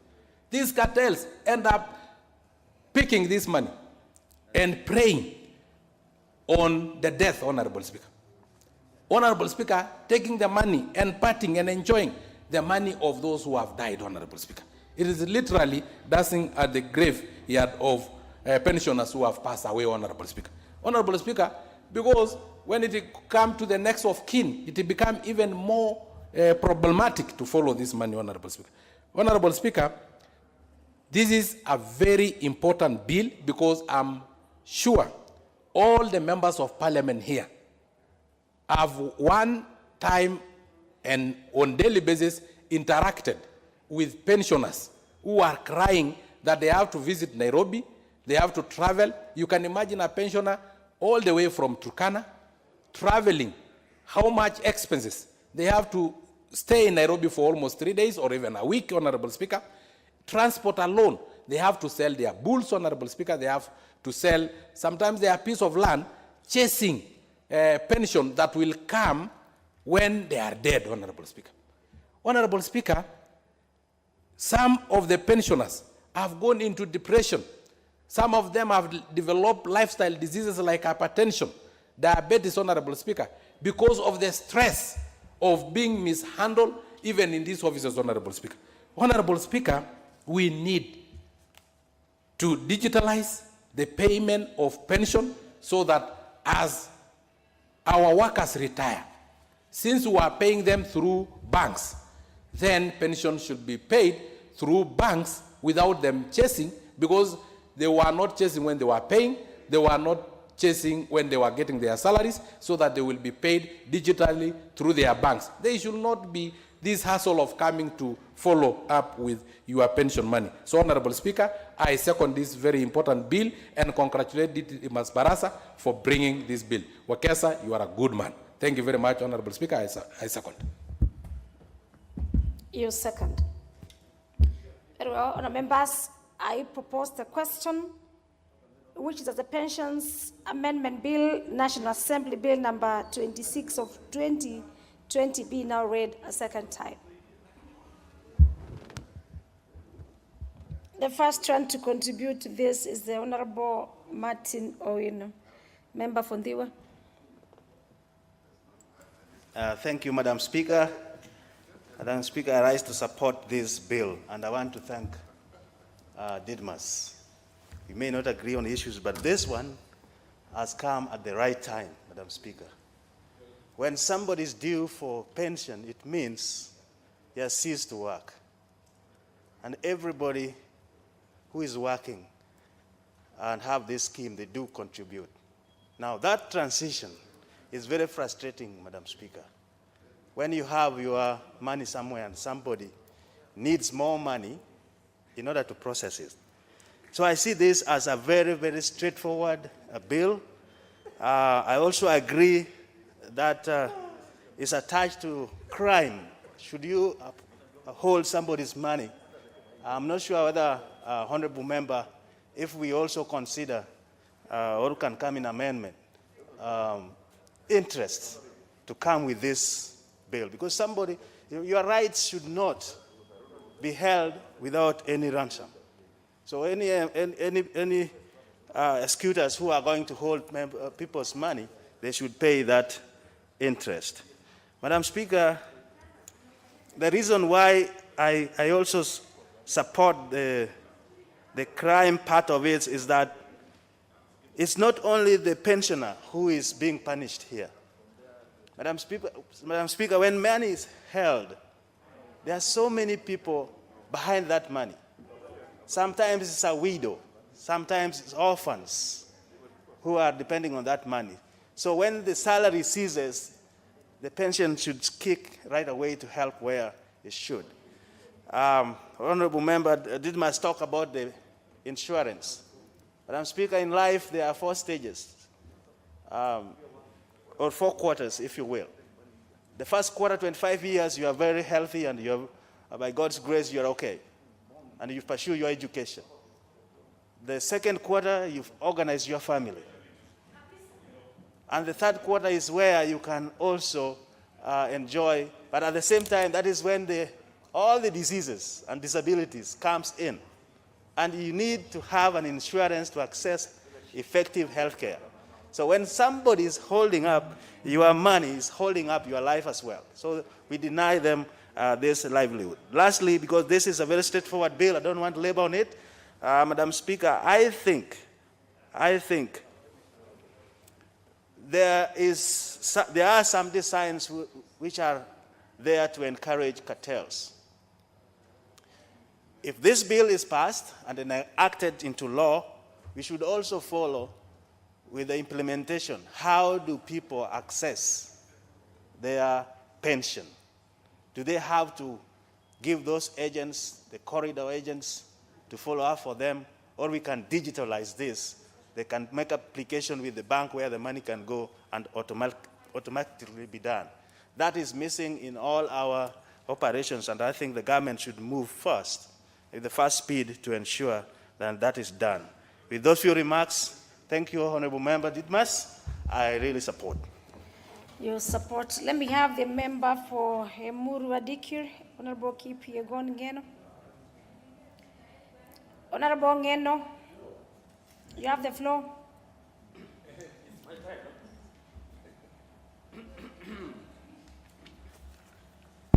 Thank you, Madam Speaker, for also allowing me to have a contribution towards this amendment bill. Madam Speaker, knowing very well that it's a bill that touches on pension and issues that affect the elderly, especially because we know those people who are retiring, Madam Speaker, are no longer youth.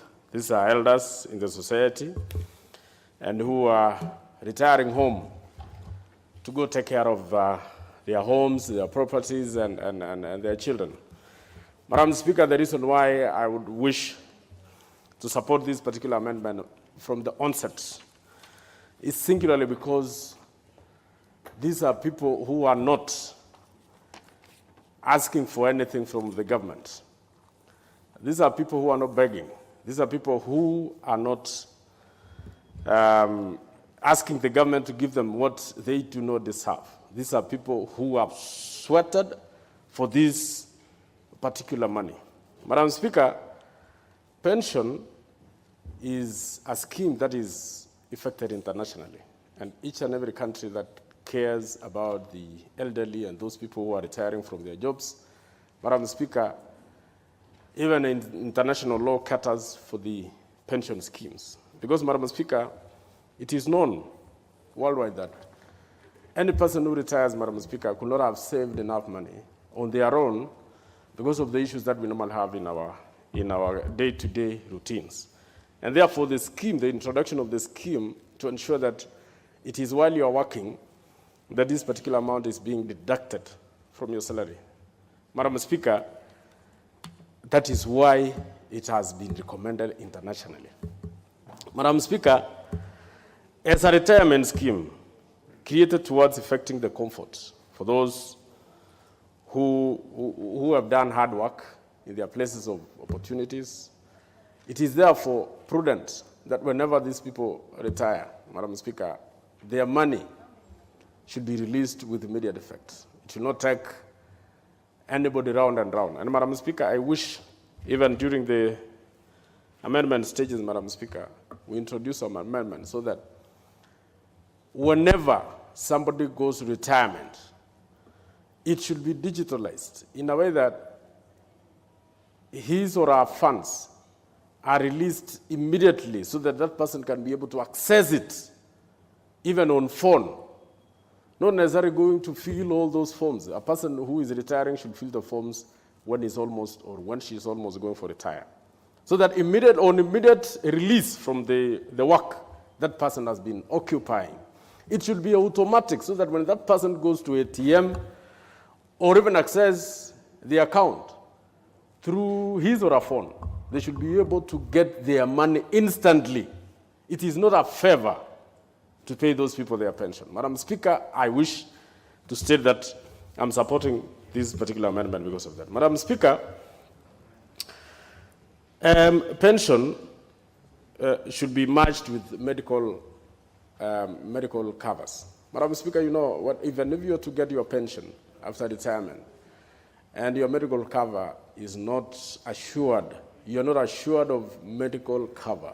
Madam Speaker, pension sometimes when it comes, you know, it comes at a time maybe you have so many needs. It comes at a time when maybe you have so many students in universities or colleges and all that, Madam Speaker.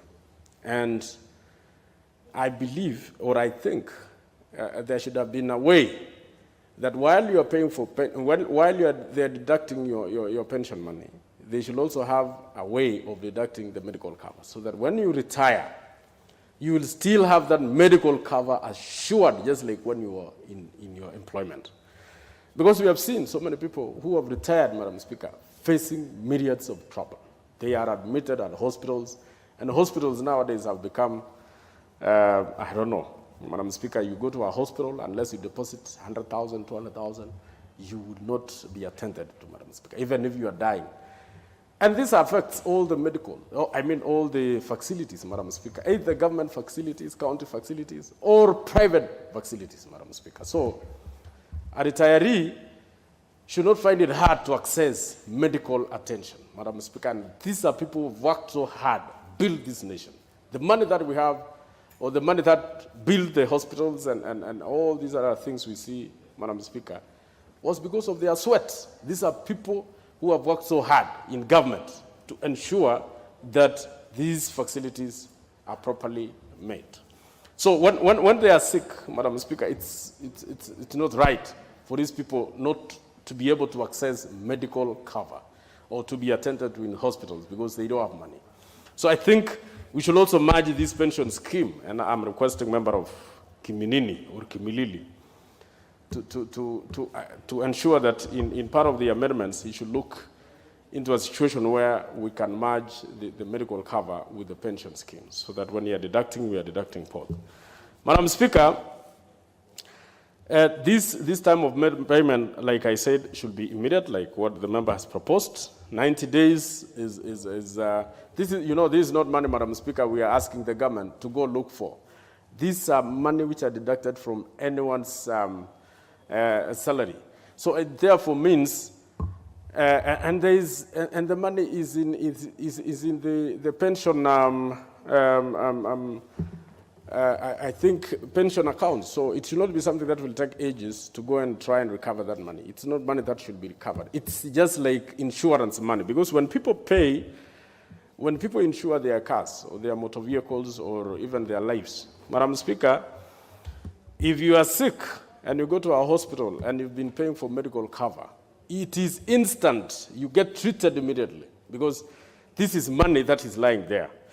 When a vehicle has an accident, Madam Speaker, the time to recover or to pay for the repair of the vehicle or even buying another vehicle is not something that takes ages. It takes between 1 to 3 months. Madam Speaker, why is it then it's so simple to recover the money or repair a car? Why is it so easier? It takes around 3 months. And yet, for somebody who has worked so hard for this particular money, Madam Speaker, it takes ages to pay.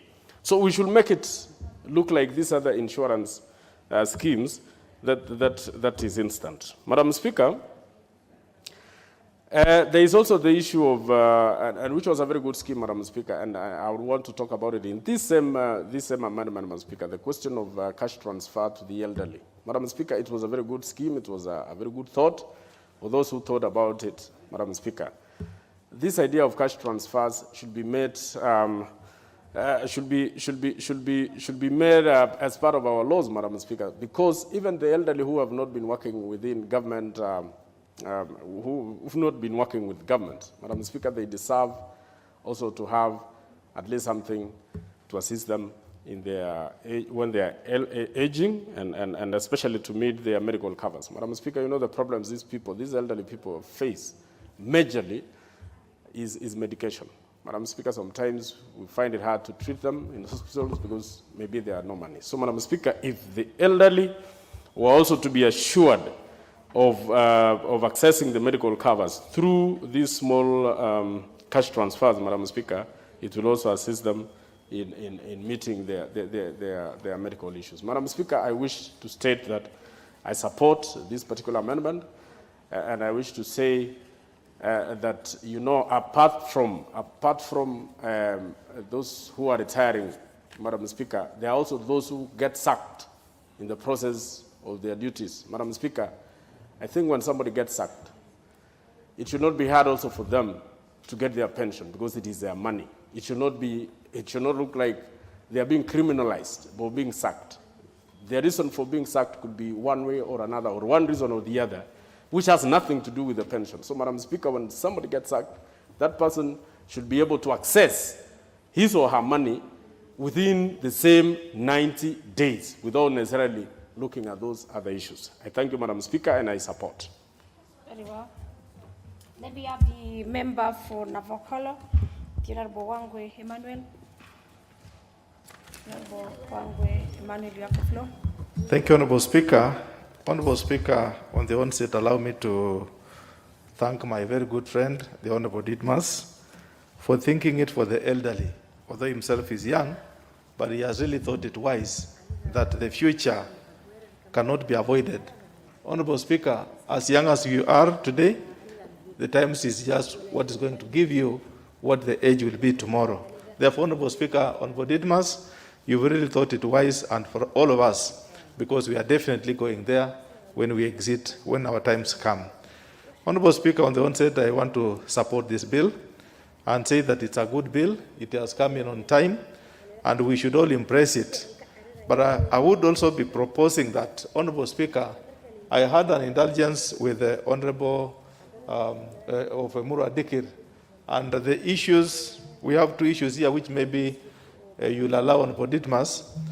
When you look at at times when the pensioners have been, by bad luck, somebody has reached a certain age and he has been expelled from duty, we need to look into those issues. Just 2 years to time of getting pension, Madam Speaker, that person is maybe, for one reason or another, retired from employment. What happens? Why should that person suffer? We should look at it, Honorable Didmas, so that when it comes to the committee of the whole House, I'm sure Honorable Ngeno is a good man in that aspect and will also be sharing with him. We should also look at, Honorable Speaker, the issue that some people are young in this parliament. They've just come in at the ages of 28, 29, and then the Mother Act puts it that you can only access pension at the age of 45. What are we trying to imply, Honorable Speaker, to that aspect? We will also be looking at it, Honorable Speaker, when that time comes. However, on this one, Honorable Speaker, I want to really appreciate Honorable Ditmas, and it has come in with very good goodies. One of it being, Honorable Speaker, that the pensioners who have retired from the service will now be able to get their pension within 90 days. Honorable Speaker, this is a good thing. It's a good thing because why are we putting people whom we've been paying to now say we don't have their files? Which files are we looking for? Why have we been paying them? Therefore, Honorable Speaker, it's important that let us push the pension schemes or the Treasury to pay these people on time. The 90 days is a good estimate, is good enough for the government or the pension scheme to pay the retirees. Honorable Speaker, I also look at this as a way, Honorable Speaker, to push. Many allow me to use this, that us as Africans, we would want to make laws so that the laws can enable us to move from one level to another. Yet, Honorable Speaker, we just know that actually this person has retired, he is due to be paid, and he has been contributing to this scheme. Therefore, it's important now, Honorable Ditmas, the way you put it, within 90 days, let the pensioners be now paid.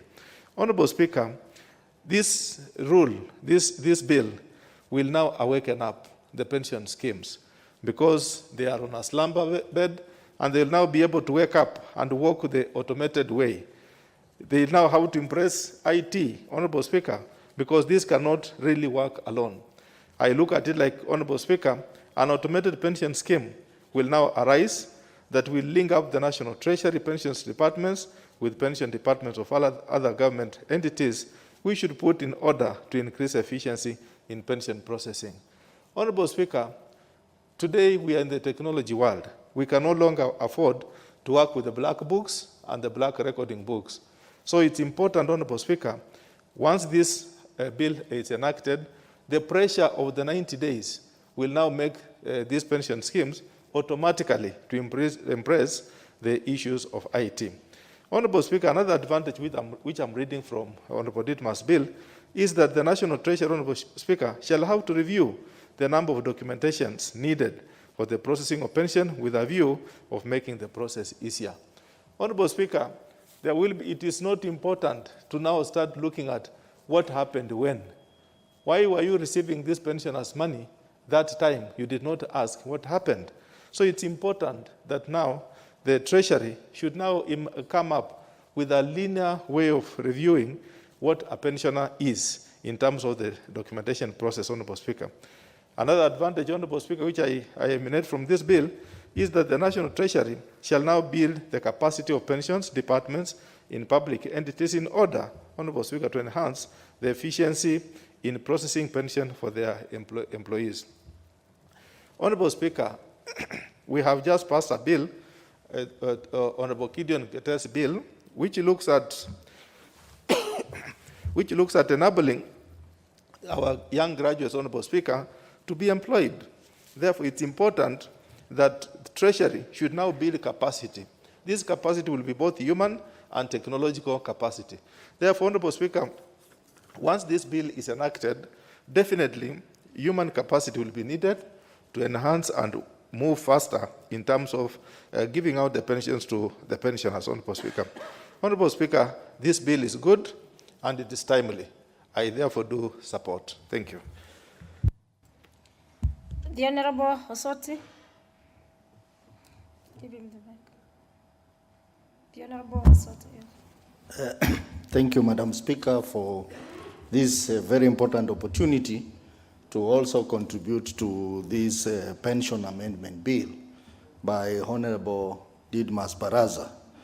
I want to start by thanking Honorable Didmas for having this very, very important thought because, Madam Speaker, pensioners are suffering in this country.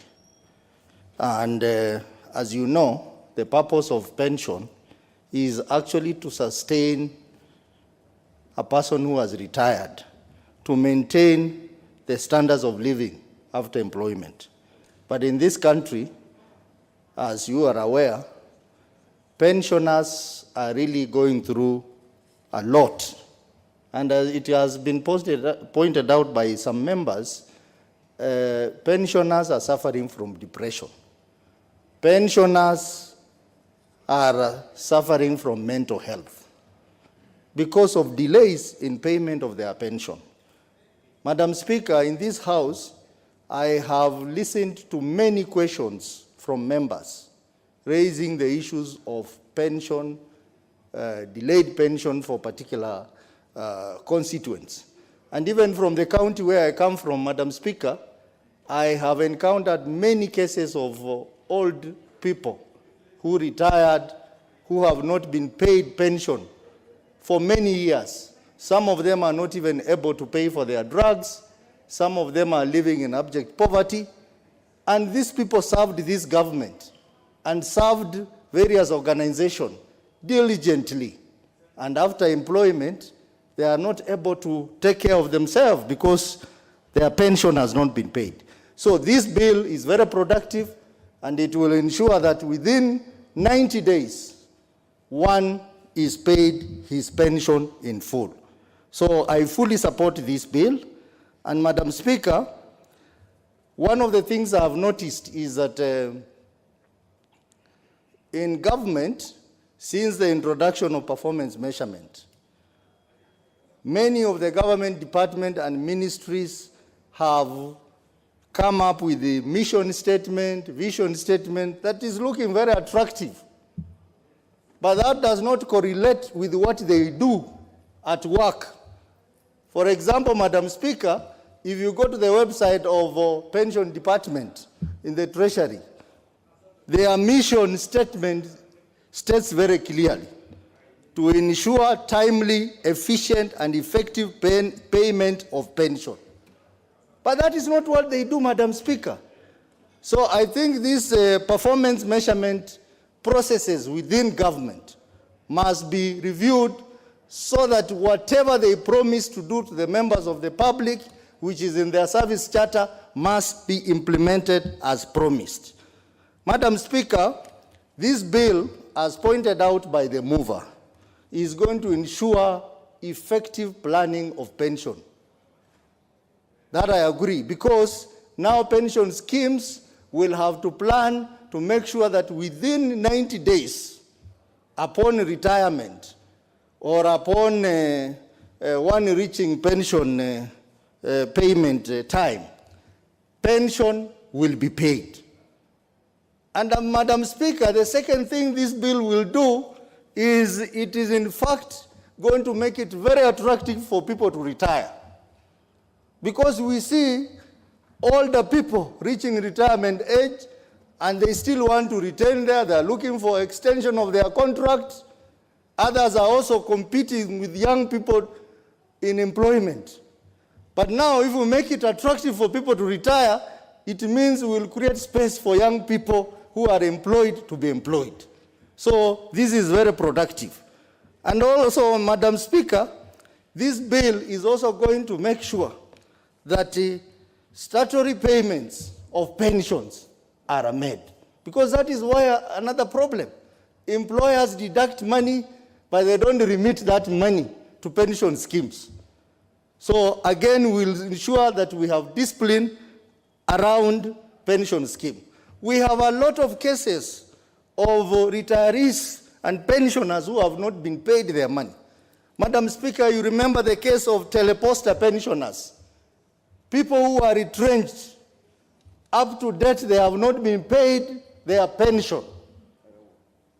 And the pension schemes, what they are doing, they are using courts to frustrate pensioners.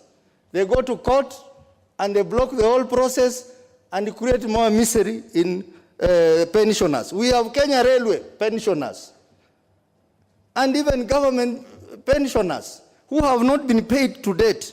So this bill will help in dealing with this matter. And as we look at this bill, we also need to look at other legislations that will support what Honorable Didimas has brought. And I think it is high time we need also to look at amendments to the Public Finance Management Act, so that the first charge should be debts and pension, so that people are paid their pension before anything else is paid. Because what is happening, for example, in government, they will prioritize payment of debts. And you know we have a debt problem. So that means issues like pension will be given a back burner. Madam Speaker, this bill will ensure that is done. Madam Speaker, you are aware that this parliament, in the current financial year, we appropriated money to Treasury to purchase the pension management system. And we are hoping that if this system is purchased, implemented, then we are not going to have cases of file being stolen, file being lost, and the pensioners will get their money in time. So this bill will put pension scheme and government on their toes and ensure that our old people, our old women and men in the villages live decent life because they get their pension on time. Madam Speaker, we also have to interrogate the role of stakeholders in the pension industry. For example, the controller of budget. She has a role in the whole process of payment of pension. We have to interrogate the role of Retirement Benefit Authority. That as our people are suffering, what are these institutions doing so that our people do not continue suffering?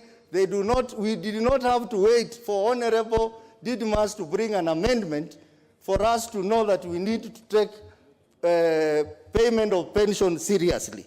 So this is a clear signal to the institutions that are involved in pension management, pension regulation, to do their work, especially the Retirement Benefit Authority and the Controller of Budget when it comes to public sector pension management. For those few remarks, Madam Speaker, I support. Very well. The member for, or nominated, the Ketero Gideon. Thank you, Madam Speaker.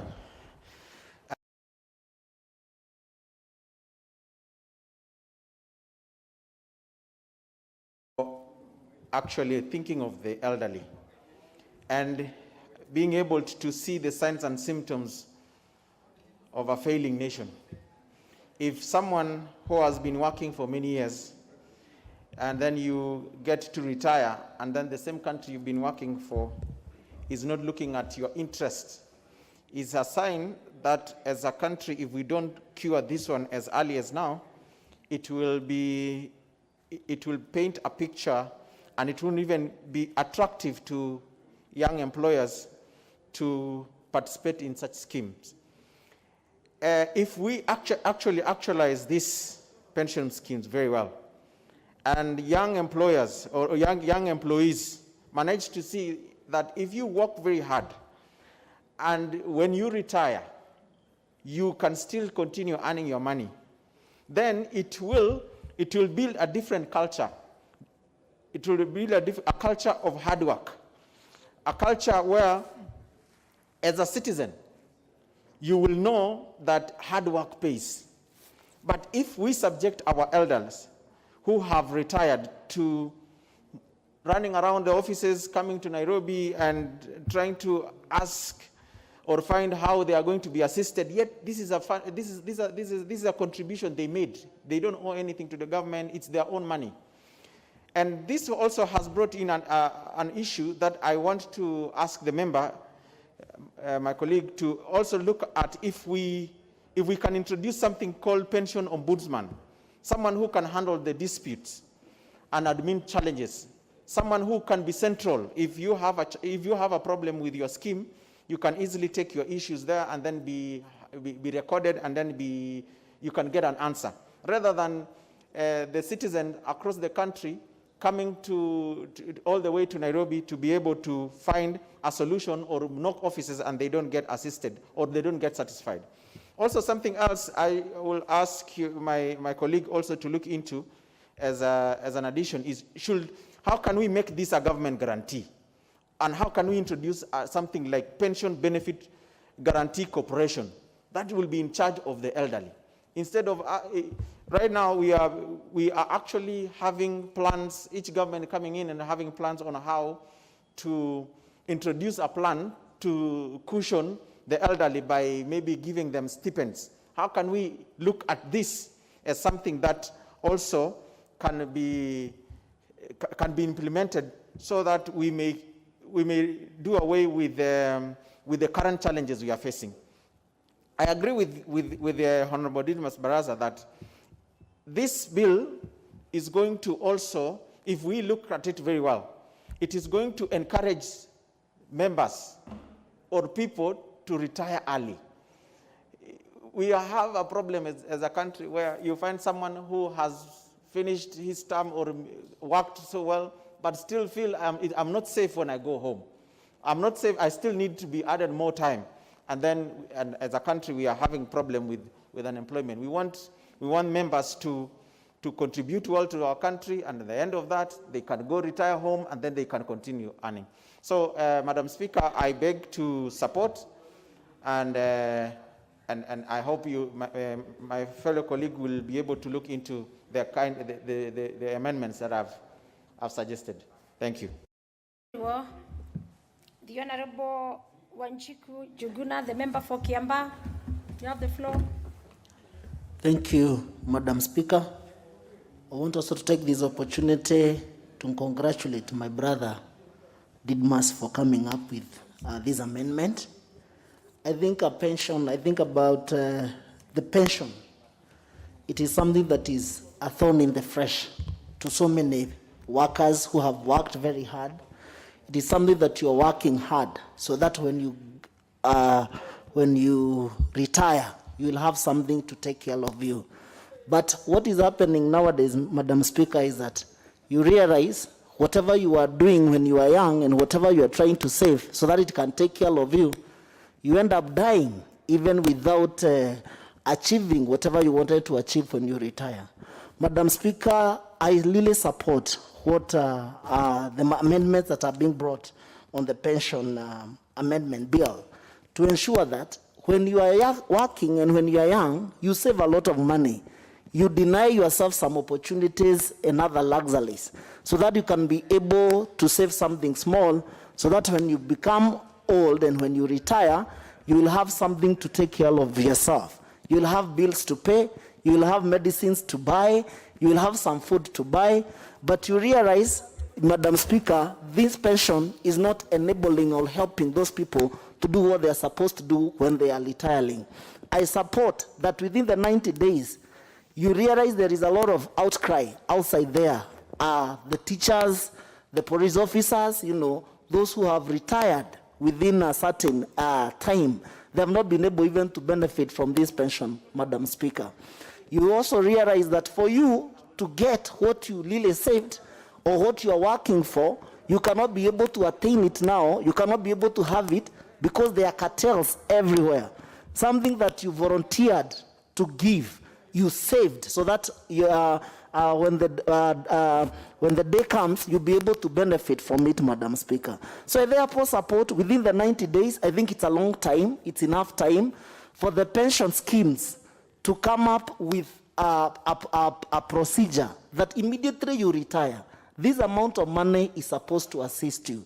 It's not supposed to assist you when probably you die, when you cannot be able to take care of yourselves. So I support the amendment, and I hope that we'll also have an opportunity to amend further in regards to ensuring that even this pension scheme will come up with some issues to do with the insurance scheme, so that when you retire, you're able to get something that can benefit you and that can help you to move forward, even when you're not able to take care of yourselves. These days and age, Madam Speaker, you realize these brokers are everywhere.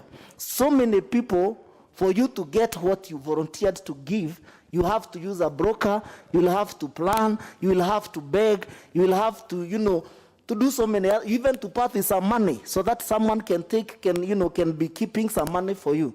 So, Madam Speaker, I really support, and I hope that even the schemes will come up with a procedure and a program that within the 90 days of your working after you retire, you be comfortably receive your money so that you can enjoy your retirement and also plan your retirement going forward. Thank you, Madam Speaker.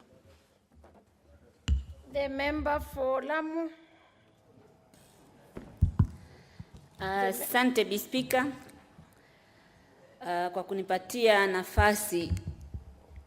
Nataka nianze kumpongeza Mheshimiwa Dinbas Baraza kwa msaada huu mzuri wa pesa za uzeeni. Speaker, kwa hakika mfanyikazi inafika siku ya kustaafu, lakini tumbo linakataa kustaafu. Nataka kula kila siku. Speaker, pesa hiyo ikichelewa kufika wakati ule mfanyikazi anakula nini? Na tunajua watu wetu pesa wakipata wanatumia, wakijua kuna pension yao itawasaidia mbele. Kila ikichelewa inamuumiza yule mfanyikazi. Anachukua madeni, hata hiyo pension ikifika anakuwa hakutumia kwa njia nzuri. Speaker,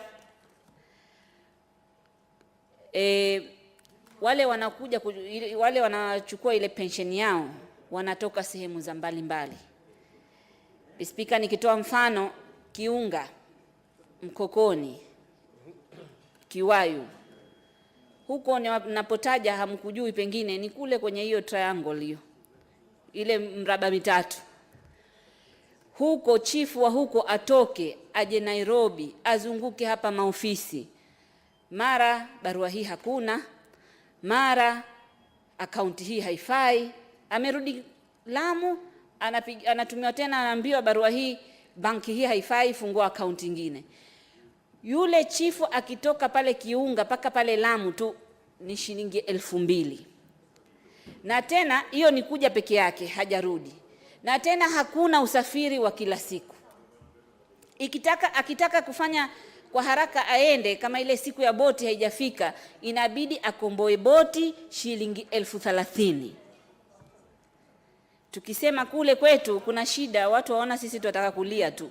Lakini njia za usafiri ni ngumu. Sasa watu vitengo vingi vinakuwa zikipata matatizo. Moja wapo ni hawa wanafuatilia pesa yao ya uzeeni. Speaker, wenye kutoa ile pension tunafaa tuwakuuze. Tusiwe tu tutalalamika. Sisi hapa tuna jukumu pia la kuwawezesha. Kwa mfano, kama counties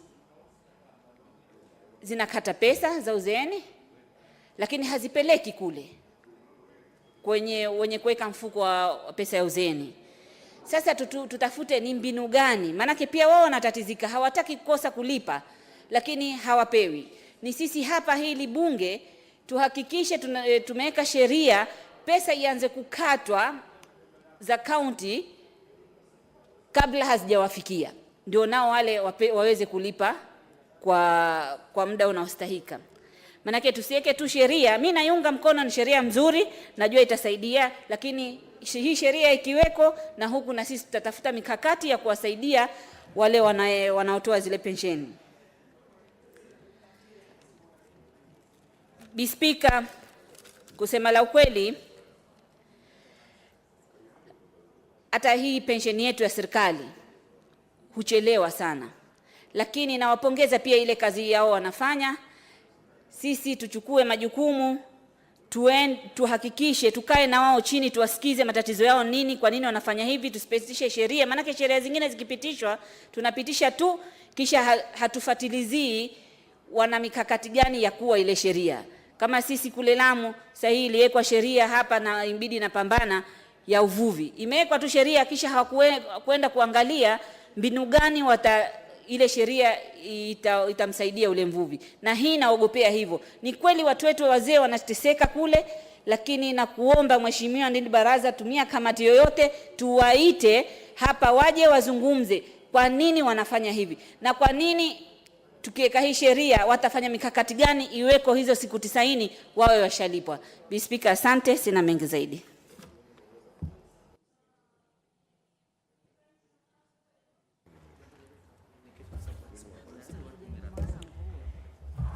Thank you, Madam Speaker, for the opportunity. First and foremost, I want to thank and congratulate Honorable Baraza for bringing this wonderful bill, which affects everybody in Kenya. Madam Speaker, for most of people, the retirement transition is usually filled with a lot of uncertainties, as one parts from a significant activity that affects many of her or his life domain. For others, it means assuming new role in society which they would not perform during their working years. Retirement from work has been associated with many challenges. The challenges range from strained finances, feeling of loss, and the need of readjust in life, dependency, lack of proper medical covers, debilitating illness, and even early death. Besides, most people are plugged into the reality of entering their old age without a proper source of income. For most employees approaching retirement age, the dilemma has always been how to survive the tough economic and what to engage in daily. Once their working life is over and their main source of livelihood is no longer there. Madam Speaker, in Kenya, retirees take a long time before they get their retirement benefits.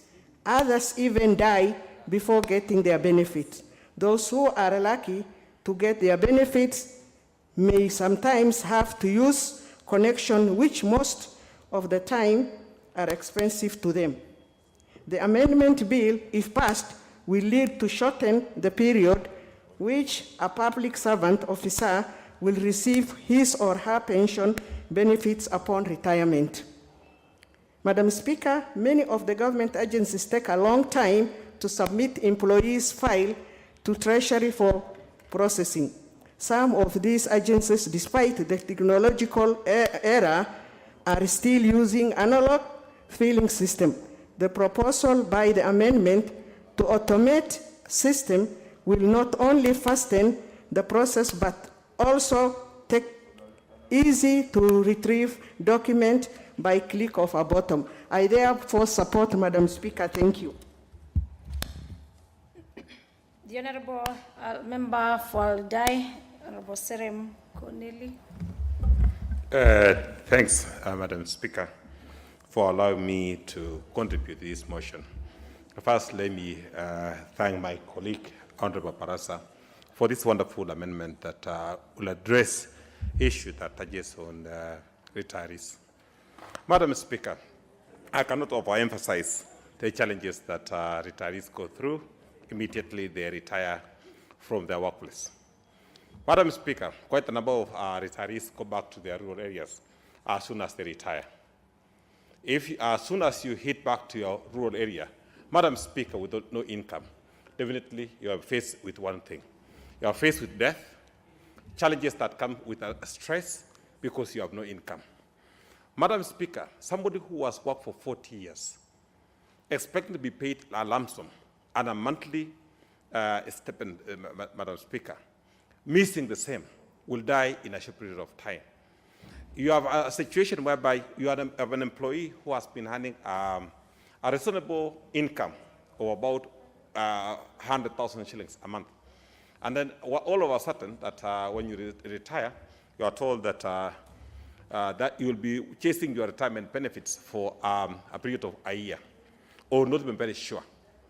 The proposal by Honorable Barasa that all of us will know that when you retire, you have a time frame of only 3 months or 90 days before you receive your benefits is the best thing you will ever have for a country. In my own opinion, Madam Speaker, when we get to that reading, I'll be proposing amendment that to reduce from maybe 90 days to 30 days.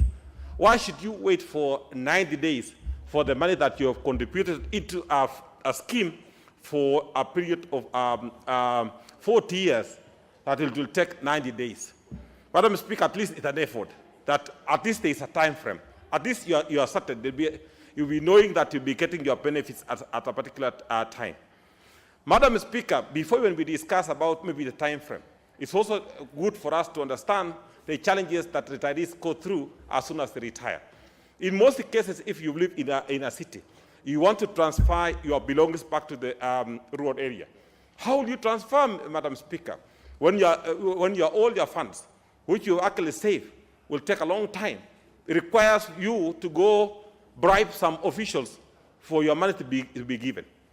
Madam Speaker, if you have a teacher working in Moyale, asking a teacher from Moyale to come to Nairobi, or in my constituents, Aldai constituents, coming here to chase the money that they've saved for their lifetime.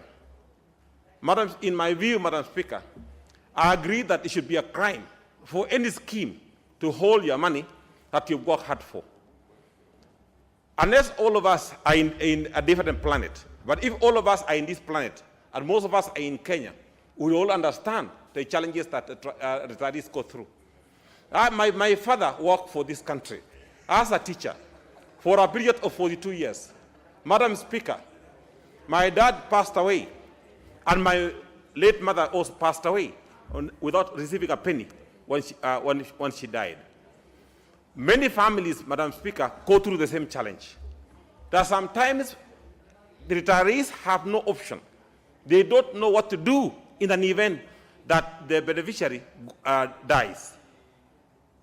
Madam Speaker, I hope this House will agree with Honorable Barasa that it's unfair that we have somebody who has worked for a country, when they go home, it is like a criminal. It's an offense. It's a crime for one to retire.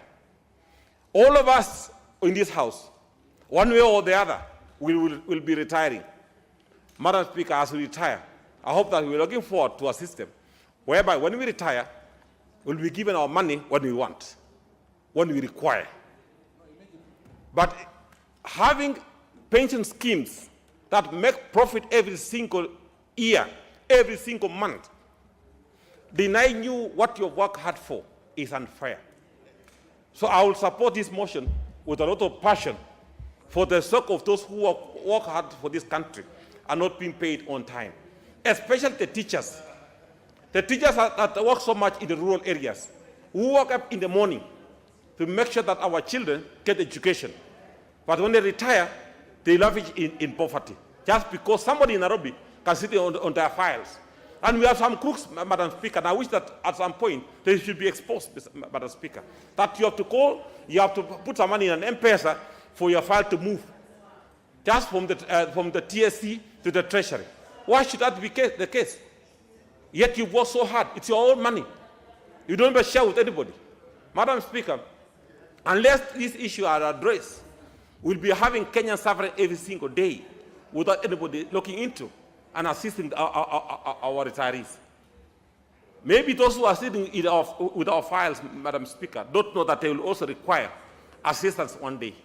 But we don't want to be asked for any assistance. We want a system that works for us. So if we are going to put a law in place, Madam Speaker, that allows time frame for a beneficiary to be paid on time, and all the schemes that will not pay on time, Madam Speaker, should also pay a penalty. And I agree with Mheshimiwa Barasa that the penalty should not only be monetary value, Madam Speaker, should be also time in jail, so that those who are sitting on our files when we retire should know that there are consequences. And also want to assure those who are working for this country, working for any institution, Madam Speaker, should be assured that when they retire, they will enjoy their benefits. Because it's not a crime to retire. It's not wrong to retire. So that all of us should be encouraged that you don't have even to work until 40 years, over 60 years to retire. You should be volunteering to retire. Because knowing very well that I will get my money in advance, I will invest and enjoy my money. But it's wrong for a system that you work so hard for, spend most of your prime time, and finally being paid. When you're being paid, you also have to bribe somebody to pay you. You have to wait for long to be paid. You have to travel from up country to Nairobi. Sometimes you're being robbed by robbers, Madam Speaker, as you're walking, lavishing in this town looking for your own money that you work hard for. I hope that members of this House will support this motion unconditionally, so that all of us can have the retirees, teachers, police officers, the army officers, anybody that has worked hard for this country should be paid. As we discussed the same, Madam Speaker, it's sometimes very unfair that you get the retirees that work for this country, I think be paid 2,000 shillings a month. It's a big shame that you get retired councillors that worked so hard for this country up to this moment that have not been paid, because there are no system put in place for them to enjoy their funds when they retire. As you'll be moving to that reading, Madam Speaker, I want to maybe I'll be proposing that we make more amendments so that all of us can address issues that touches on the retirees. Because it's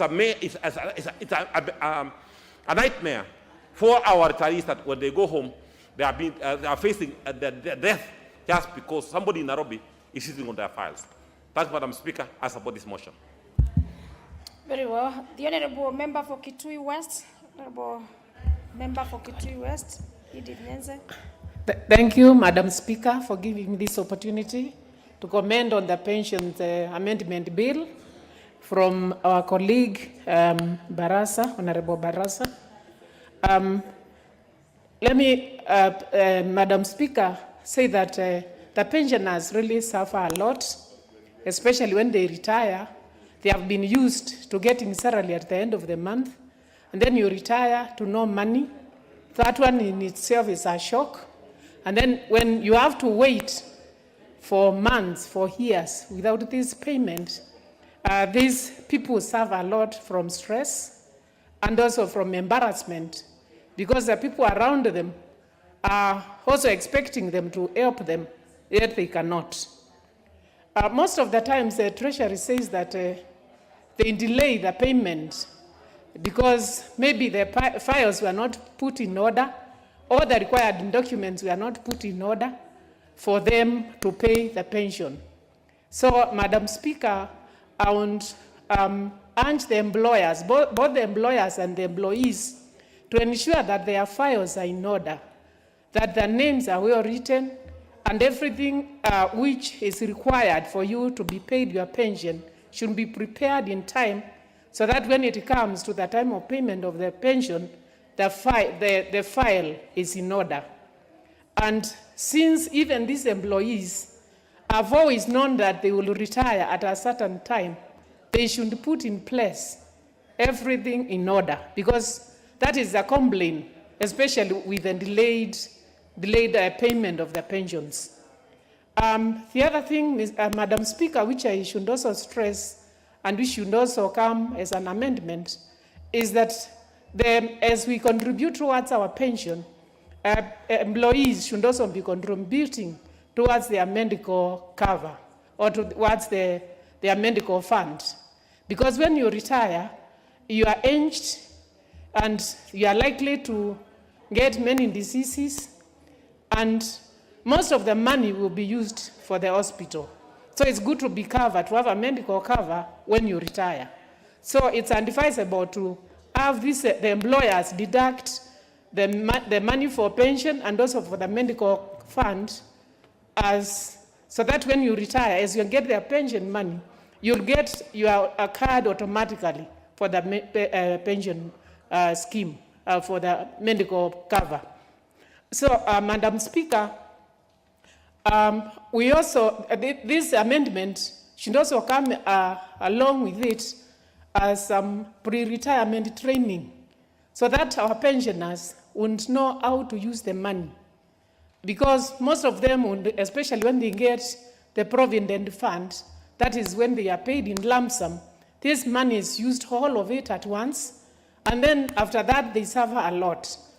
So it's good to be educated, to be made aware on how to make this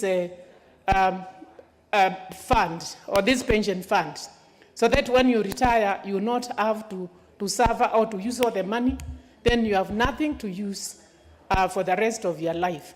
And this goes for pre-retirement training. And the employers, together with the Retirement Benefits Authority, should also ensure that all people who are about to retire go through this training, so that the awareness is there on how to buy annuity with this money, so that you are not given your pension and you spend all of it, and then after that you have nothing, yet you have been used to getting monthly pay. Madam Speaker, I would also support this bill that is talking of 90 days, paying within 90 days, but that this pension should be paid immediately after retiring. You stop getting your salary now, this month, and then the next month you should start getting your pension. If not so, then I would also suggest that these people remain in the payroll, that they are not removed from the payroll. They remain in the payroll till the pension is paid. And in doing so, this will ensure that the government pays the pension in time. If not so, then after the 90 days, I want to propose that this pension attracts an interest, so that it comes with an interest after the 90 days. So with that, Madam Speaker, I support the bill. Thank you. You support the bill. The member for Trans Nzoia County, Honorable Nangambo Janet. Thank you, Madam Speaker, for giving me this opportunity to contribute to this pension amendment bill. Honorable Speaker, I wish to thank my colleague, Honorable Didmas Barasa, for coming up with this, this bill, Madam Speaker. Madam Speaker, it is true. When we talk about pension, even some of us, we are victims. I remember when I worked through Telecom Kenya, Madam Speaker, some of us, we were retrenched with about 46 years. And those ones who had 50 years, Madam Speaker, up to now, those people were not paid. Even some of them passed on. Even some of them lost even their own families because they come from very poor families whereby they cannot even afford their meal, Madam Speaker. Madam Speaker, it is true, Mheshimiwa Ososi has touched on several entities whereby we have several challenges that people are facing. But I've also come to realize that when you are being employed, Madam Speaker, you must give all the details. And especially for those, our men. Sometimes they marry too many wives that when they want to be given their shares from the pension scheme, it is very hard. So it forces some of the spouses to go and look for documents so that they can come and benefit out of this. But after coming up with this amendment bill, Madam Speaker, I know very sure that it is going to cure so many issues. Madam Speaker, I will also touch on the government because I remember in NSSF, the issue of NSSF when I was still working, Madam Speaker, it was not also implementing their own dues to their staffs, Madam Speaker. So I just urge Mheshimiwa Ditmas Barasa so that we can do further amendments to this bill so that people can benefit. Last week, Madam Speaker, I just heard from Moi University, whereby people are contributing their own money. Unfortunately, when some of them were retiring, and even some of them were paying their own loans from the banks, when they went there, Madam Speaker, on their own payslip, you can see that somebody is remaining like with 600,000. When he goes to the bank, he finds that he has a loan of 1.6 thousand, Madam Speaker. So, Madam Speaker, we have issues that we need to deal with it as a house so that we can save other people who are suffering outside there. Madam Speaker, let me also talk about the teachers, and especially from my own area. It has really frustrated those retirees.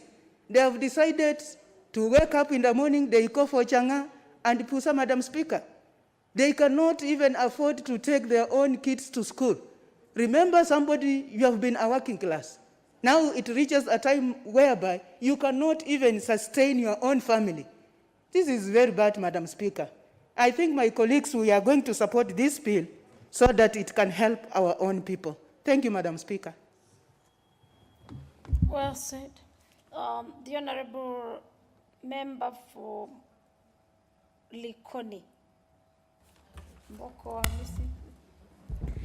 Asante Mheshimiwa Spika kwa kunipatia nafasi hii na mimi niweze kuchangia katika mswada huu wa marekebisho machache na Mheshimiwa Didmas, na nimpatie kongole kwa kuleta mswada huu ambao utatatua tatizo sugu sana. Kwa hakika kama Wakenya tunajua inapofika miaka 60 utaweza kustaafu. Na kuna wale ambao pia ustaafu kabla ya miaka 60. Ndiposa kukawa na mikakati ya kuwa na skimu ya pensheni. Lakini kumekuwa na changamoto nyingi sana. Na Wakenya wengi wamepata shida sana katika mikono ya maofisa tofauti tofauti katika miradi hii ya pensheni. Unakuta ya kwamba ni kama kuna ile tunaita kwa Kiingereza cartels, ama kundi fulani ambalo linatumia mambo ya ufisadi katika haya mambo ya pensheni. Watu inakuwa ni kwamba mpaka uongane ama utoe pesa kadhaa ndiposa uweze kupata pensheni yako kwa wakati unaofaa. Ndugu yangu Didmas amesema siku 90, na siku 90 ni siku mwafaka kabisa ya kwamba yule ambaye amestaafu aweze kupata pesa za pensheni. Tukiangalia changamoto gani zinafanya haswa hizi skimu za pensheni zinakuwa na matatizo.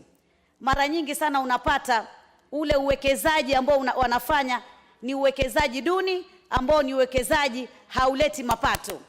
Hivyo basi inakuwa changamoto sana kuweza kuregesha pesa za pensheni iwapo ule uwekezaji wanaofanya hauregeshi mapato mazuri. Swala jingine pia ni usimamizi wa skimu hizi za pensheni. Kunakuwa na usimamizi mbaya, ikiwemo ufisadi ambao unatendeka. Hivyo basi inakuwa zile pesa za kuweza kulipiwa watu kwa njia ya pensheni inakuwa ni changamoto. Pia kuna waajiri wengine ambao wanaweza kuwa muflis, ile tunasema bankruptcy. Mtu anakosa fedha, anatangazwa kama muflis. Hivyo basi wale wote ambao wanahitaji pensheni wakati wa changamoto kama hiyo inakuwa ni ngumu sana. Wazee wengi, watu wengi, Wakenya wengi wamehangaika, wengi wamekufa na huzuni, wengi wameshikwa na maradhi sugu kwa sababu ya kukosa pensheni ambazo zingewawezesha waweze kuishi katika maisha yao yale waliokuwa wakiishi wakati wakiwa wameajiriwa.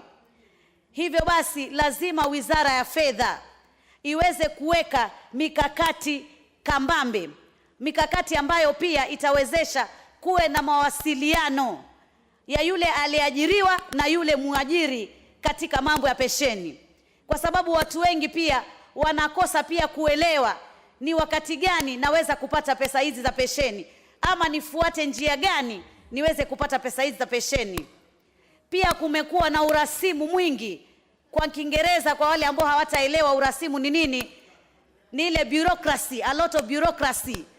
Yani urasimu mwingi ambapo watu wengi sana wanashindwa kufuatilia urasimu kama huo ili waweze kupata fedha hizi za pensheni. Lazima tuzingatie na tuangalie na tuige katika nchi nyingi ambazo zimestawi. Nchi nyingi ambazo zimestawi katika ulimwengu, katika hizi skimu za pensheni huwa wameweka pia bima. Manake bima ile itawezesha iwapo yule muajiri atakuwa ana changamoto za kifedha kuweza kulipa pensheni, basi ile bima inaweza kutumika katika kulipa pensheni. Hata kwa yule ambaye atakuwa pengine amekuwa muflis, muajiri ambaye amekuwa muflis, kama ni muajiri wa kibinafsi, muajiri wa umma, akiwa muflis, basi bima ile inaweza kusaidia sana watu wetu waweze kupata pensheni kwa wakati unaofaa ili waweze kuangalia maisha ya familia zao. Tuna mashirika katika serikali yetu, kama kwa mfano katika vikosi vyetu vya jeshi na vikosi vyetu vya polisi.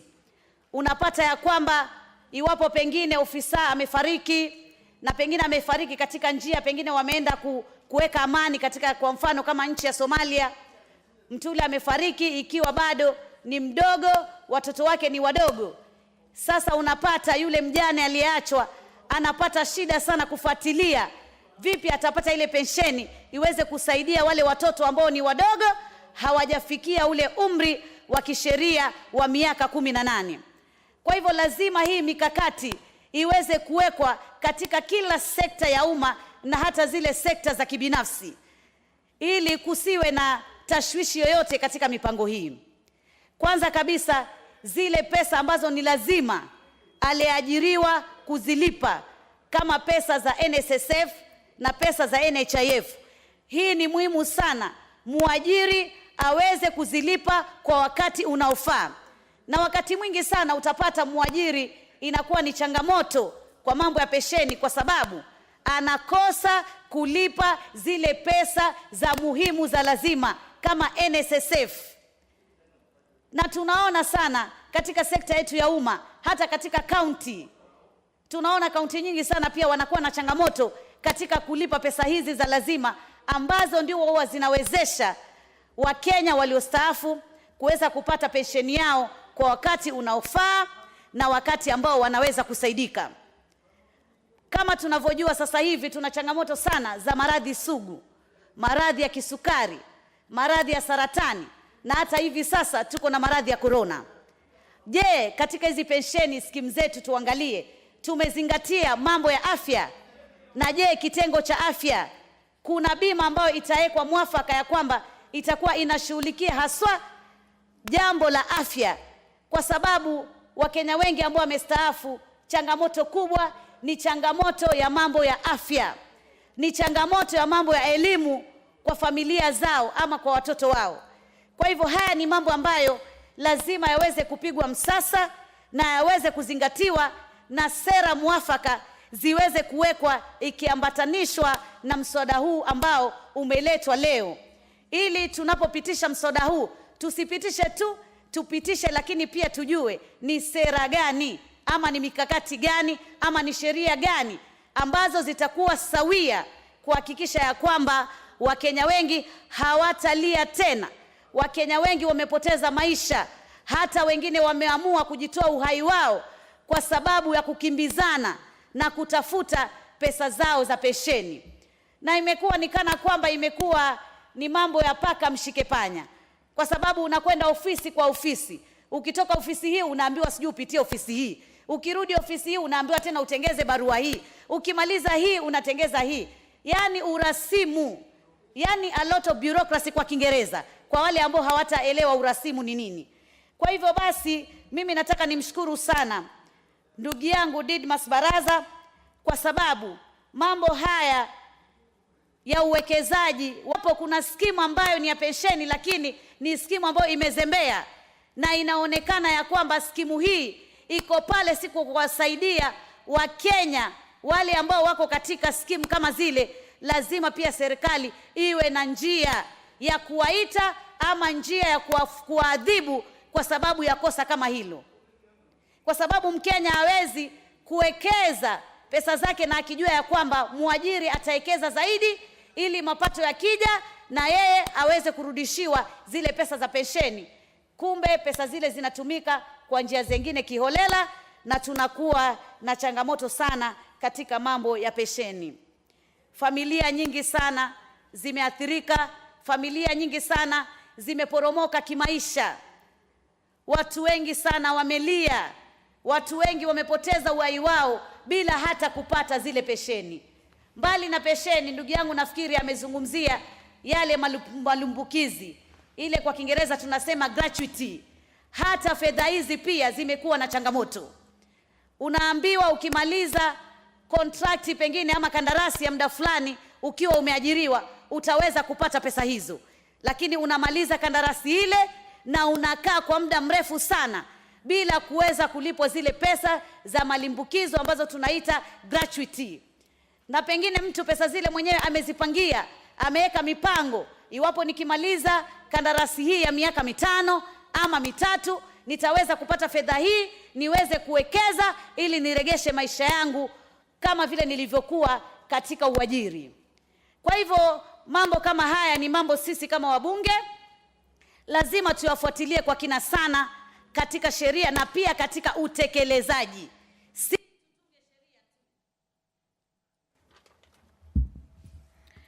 The member from Bonchari, Honorable Miki Pafel. The member from Bonchari, you have the floor. Thank you very much. I don't know why it's going to a different place. Yes, no, there you are. Thank you very much, Honorable Speaker, for the opportunity. First of all, I want to support this bill, this pension amendment bill, 2020, and also congrats to Honorable Didmas Barasa for coming up with this bill.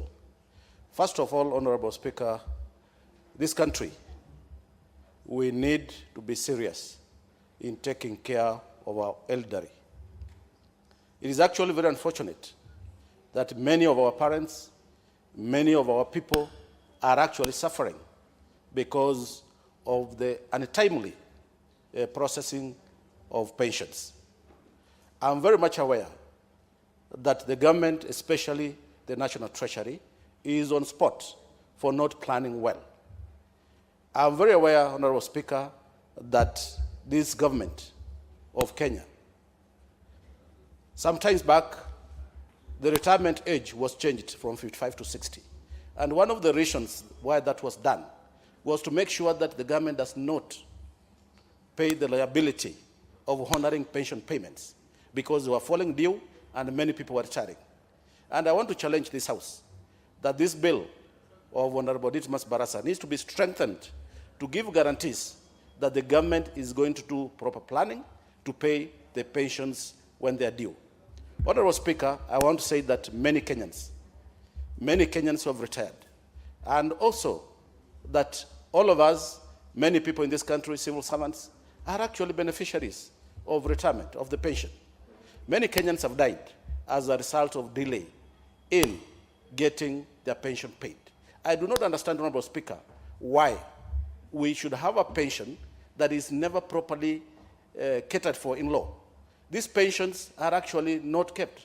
I will propose when we come to the third reading, Honorable Speaker, that a proper innovative law is put in place, that we have a proper fund that will guarantee payment. Otherwise, the current scenario, especially touching on the national treasury, will not help this country. Many people have died, and I want to question, Honorable Speaker, does the government have a hand in killing its own people? I do not think that's the objective of the government. Why would you wait 10 years, 20 years?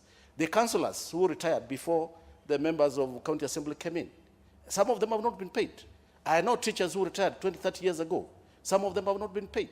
Therefore, it's very absurd, Honorable Speaker, that we have a government that does not care of its elderly.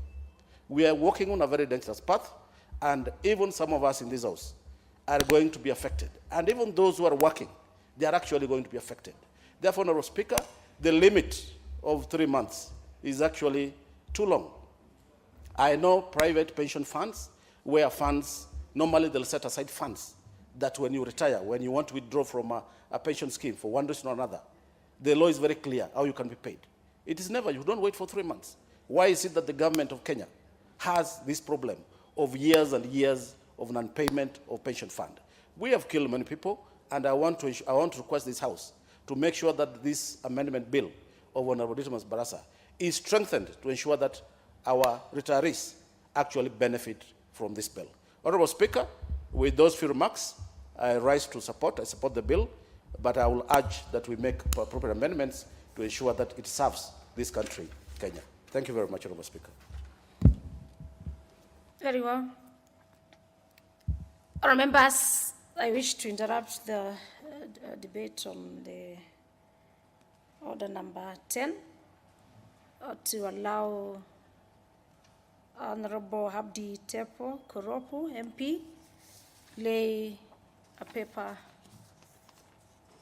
for the House. Thank you, Madam Speaker. Madam Speaker, I wish to lay the following paper on the table of the House today, Wednesday, November 10, 2021, the report of the Committee on Delegated Legislation on its consideration of the breast milk substitutes regulations and control, General Regulation 2021, legal notice number 184 of 2021. Thank you. Very well. You may lay the paper. This is pursuant to our order number 5. On the same, the honourable member, please, can you move your notice of motion? That is Thank you. Order number 6. Thank you, Madam Speaker. I beg to give notice of the following motion, that this House adopts the report of the Committee on Delegated Legislation on its consideration of the breast milk substitute regulations and control, General Regulation 2021, laid on the table of the House on Wednesday, November 10, 2021, and pursuant to provision of Section 25(5) of the breast milk substitutes. Is it 25(5) or 28(5)? 28(5), Madam Speaker, of the Breast Milk Substitutes Regulation and Control Act 2021 approves the Breast Milk Substitutes Regulation and Control. The Act is 2022 again. Just read as it is in your. Thank you, Madam Speaker. I beg to give notice of the following motion. That You're already at the Subsidies Regulation Control Act. Act 20. Sorry, Madam. 2012. Very well. Approves the Breast Milk Substitutes Regulation and Control, General Regulation 2021, published as legal notice number 181 of 2021 with amendment to regulations 1, 2, and 27(1). Thank you, Madam Speaker. Very well. Thank you. Honourable members, we go back now to our order number 10 on the debate, and then now we have the member for Matuga, Honourable Tandaza Kevin Sawa, having the floor. Asante sana Mheshimiwa Madam Speaker kwa kunipatia fursa hii kuweza kuchangia katika mjadala huu wa pesa za wanaostaafu. Ni kawaida na huwa ni furaha wakati mtu ameweza kufanya kazi mpaka kastaafu. Manake katikati huwa kuna changamoto nyingi sana. Lakini wakati mtu ameweza kufanya kazi kwa taadhima, kwa heshima na familia yake mpaka kastaafu, kwanza ni kumshukuru Mwenyezi Mungu. Lakini changamoto inayokuja ya kuwa sasa hajui ataanzia wapi. Mheshimiwa Madam Speaker, ni jambo la kuhuzunisha na ni jambo ambalo utakuta kwamba linachangia katika masuala ya ufisadi. Na ndio maana naiunga mkono hoja hii, ikiwa mimi ni mmoja wa wale ambao huwa nakemea sana swala la ufisadi na kuona ni vipi tunaweza kulipunguza swala hili la ufisadi. Ikiwa mtu atafanya kazi, anapokea mshahara ule wake wa halali, lakini anajua kwamba itafika wakati astaafu, anamaanisha kwamba hatakuwa anaweza tena kupata ule mshahara na hataweza kupata ile ruzuku yake, hataweza kupata ile pesa yake. Inamaanisha aanze kufikiria njia mbadala ya vile ataweza kuishi hata wakati akiwa amestaafu. Na kama tunavyojua, njia mbadala mara nyingi uko kazini na unapenda kazi yako, basi watu husema mtu hula pale pale anapofanyia kazi. Lakini sio kula tu, ndio maana watu wanaanza kufikiria ni vipi wataweza kupora mali, wataweza kujijenga mbali na lile pato lao la kawaida. Na hili sio siri, waajiri wanajua, serikali inajua. Kwa hivyo katika hali ya kuweza kuwapatia wafanyikazi njia ya kuwa na uhakika wa kuwa hata wakistaafu bado ile haki yao wataweza kuipata, hii moja kwa moja ni katika zile njia ambazo zitasaidia kupunguza ufisadi katika ofisi zetu za umma na hata ofisi za kiubinafsi. Pili, katika swala hili ambalo ni nyeti sana, mimi nishawahi kufuatwa na wafanyaji kazi wale ambao kwa Mwenyezi Mungu wameweza kuwabariki na umri mrefu. Kuna wale ambao walifanya kazi nyakati za East African Community, ambapo hususan walikuwa katika ile idara ya uchukuzi, ilikuwa ikiitwa Kenya Cargo Handling, kabla iwe customs, kabla baadaye iwe na kujumuisha katika masuala ya KRA. La kustaajabisha ni kwamba wale waliofanya kazi nyakati hizo mpaka sasa hawajapata ruzuku zao, na walifanya kazi kihalali, walifanya kazi kwa moyo mmoja. Na la kuhuzunisha ni kwamba wanakuambia kwa sababu wakati ule ulikuwa unaweza kuwa ni mwajiriwa ndio wa Kenya, lakini ukawekwa Dodoma ama ukawekwa nchi nyingine katika ile iliyokuwa Jumuiya ya Mashariki ya Kati, wenzao waliweza kulipwa kwa wakati ambao unafaa kwa sababu ni watu bado wako hai na wanawasiliana. Lakini wale waliokuwa Kenya ambao ni wa Kenya mpaka sasa bado hawajalipwa. Kwa hivyo swala hili la siku 90, ijapokuwa sheria huwa haiendi nyuma, huanzia pale ilipoekwa kidole, lakini ni maombi yangu kwamba sheria hii tutakapoipitisha hapa bungeni, kwa sababu wengi tunaiunga mkono kwa wale waliotangulia kuzungumzia, ni kwamba itaweza pia kuangazia, je, wale ambao walistaafu kabla ya hii sheria kuwekwa na mpaka sasa bado hawajapata haki zao, nao itaweza kuangaliwa. Nafikiri wakati ikisoma kwa mara ya 3, hayo ni baadhi ya masuala ambayo yanaweza kuongezewa katika vipengee kuona kwamba watu kama hawa wanaweza kupata ruzuku zao. Katika masuala hayo ya pensheni, naona kulingana na huu mswada wa Mheshimiwa Baraza ambao nampatia kongole kwa kufikiria na kufikisha huu mswada katika bunge hili, ni lazima pia kuwekwe vikwazo kwamba je, tumeuzungumzia, tumeupitisha na hatimaye umepita, umekuwa sheria.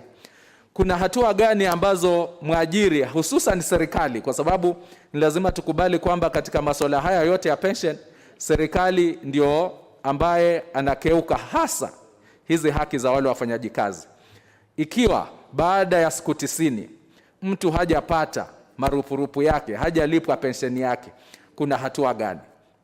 nafikiri ni katika hili bunge, katika kuweka sheria, tuweze kuongezea wakati wa kuisoma tena, kuona kwamba kuwe na vikwazo, ili itaweza kuwa ni kama anashurutishwa, either ni hakikishe. Manake ikiwa mtu kwa mfano atakuja na mathalan ambaye labda ID yako, picha yako haionekani, manake nishapata wazee ambao wanasema wamepata vikwazo kama hivyo, vya kwamba alipeleka kila kitu lakini akaambiwa ID yake, picha yake ikiangaliwa haionyeshi kwamba ni yeye ambaye mwenyewe ambaye anadai zile pesa. Vikwazo tu ambavyo havina maana. Sasa ifikapo hapo, na kumbe mwajiri anajua kwamba asipolipa katika zile siku zinazohitajika, atabidi mathalan labda alipe mara 2 ya vile ambavyo angekuwa anataka kulipa, basi naona hapa pia kutakuwa kuna ushirikiano, kwa sababu itakuwa majukumu ni mara 2. Yule mwenye kutaka pensheni yake anazitaka kwa sababu ya mahitaji yake, na yule ambaye naye ni mlipe anataka amlipe kwa sababu asipomlipa kutakuwa na madhara, kutakuwa na penalty fulani, kutakuwa yeye pia atapata hasara kulingana na kutomlipa. Mheshimiwa Speaker, Madam Speaker, katika swala hili kawaida mimi huwa naunga mkono peke yake, lakini hili ningeongezea kwamba siungi mkono peke yake, bali naliunga mkono pamoja na miguu, kwa sababu wako tu watu wengi ambao kule kwangu Matuga wananipatia gharama kubwa. Nikiongezea ni kwamba katika hii idara ya kulipa hizi pension, tafadhali pia nazo ziweze, na hili naona si lazima ya sheria, lakini wapatiwe sindikizo ya kuona ofisi hizi zinaweza kusambazwa katika mashinani, kwa sababu changamoto iliyoko sasa ni kwamba yeyote ambaye atahitaji kulipwa marupurupu yake, ofisi ni lazima aje Nairobi, na ile gharama ya kuja Nairobi peke yake kwa mtu ambaye alistaafu, na ukweli ni kwamba wako ambao Mwenyezi Mungu amewajalia walistaafu wakati ile job group ile, wakati ule mshahara wake uliokuwa ukilipwa labda ulikuwa ni chini ya shilingi 10,000. Saa hizi umepanda mpaka ni zaidi ya 100,000. Ikiwa wakati ule alipostaafu ilikuwa ni chini ya shilingi 10,000, inamaanisha pension yake hususan haifiki 2,000. Lakini pia yeye analazimika kusafiri kuja Nairobi kutafuta haki yake. Kwa hivyo kuwe na msindikizo kwamba hii ofisi ya pension inayohusika iweze kuwa na ofisi kule nyanjani, pengine katika hizi huduma tunazosema za huduma center ziwe zinaweza kushughulikia masuala kama haya na kuyafikisha mwisho, sio tu kuchukua stakabadhi labda na kuzituma kisha baadaye waambiwe kama wenzangu walivyotanguliza faili ilipotea, ama yule ambaye alikuwa uliandika ni next of kin bado haonekani, ama ID yake haipo, na vikwazo vidogo vidogo kama hivyo. Kwa hivyo Mheshimiwa Spika, ninaiunga mkono hoja hii, na nikimalizia, si mkono peke yake lakini naongezea na miguu, na itekelezwe haraka inavyowezekana. Asante sana. Lugha unaunga mkono pamoja na mguu ama miguu? Haya, kama lugha yaeleweka hiyo sawa. The member for Kwanza, Honorable Wanyonyi Kevin, you got the floor. Mr. Speaker, I support this, but I don't want to support my hands and the legs. As just mentioned by my colleague, interesting. Mr. Speaker, Madam Speaker, I think this is something that we have to do, and do it urgently. And as we pass this in the third reading, Madam Speaker, we want this, whatever resolution we have passed to this amendment by this House, be implemented to the letter, and as soon as possible. Because one, Madam Speaker, we come from various areas of this country, and I have been disturbed, not even disturbed, but respectively asked to assist those retirees. They come here, and most of them don't even have any relative here. They want to come and stay with you as you assist him or her to get a payment, particularly the East African, we used to call the East African Airways, East African Community, railways and what have you. Madam Speaker, it's been very, very difficult for us to assist because, one, you'll find that in most cases, as just mentioned by my colleague, and I quite agree with Tangasa, kwamba you find that the IDs of these old men or ladies are not the same. The pictures have changed. They don't look the same. So you are forced to do the documentation, and you are forced to ask him to do that again repeatedly, and it's just not the once. You have to go all the way. For me, I come from the end of this, I come from Trans Nzoia, which is on the border of Kenya and Uganda, all the way to get the documentation of, oh, you didn't have this one, you didn't have that one. So you find that it's just very tedious for the retirees who are actually honorable members of this country to be tossed left and right. Secondly, Madam Speaker, the one that I normally see is that it takes a long time. 3 months is too long. In the third reading, we're going to amend this to 1 month. Because the longer it says, the more it becomes difficult for these particular retirees to be able to process the document. And I can tell you, I've had cases where the next of kin fight over that petition. And they would rather even the retiree dies in between so they can be able to benefit from where they have not. And that again has been the case, and I've witnessed the cases like that in the recent times. So there's also this unnecessary documentation that they ask for.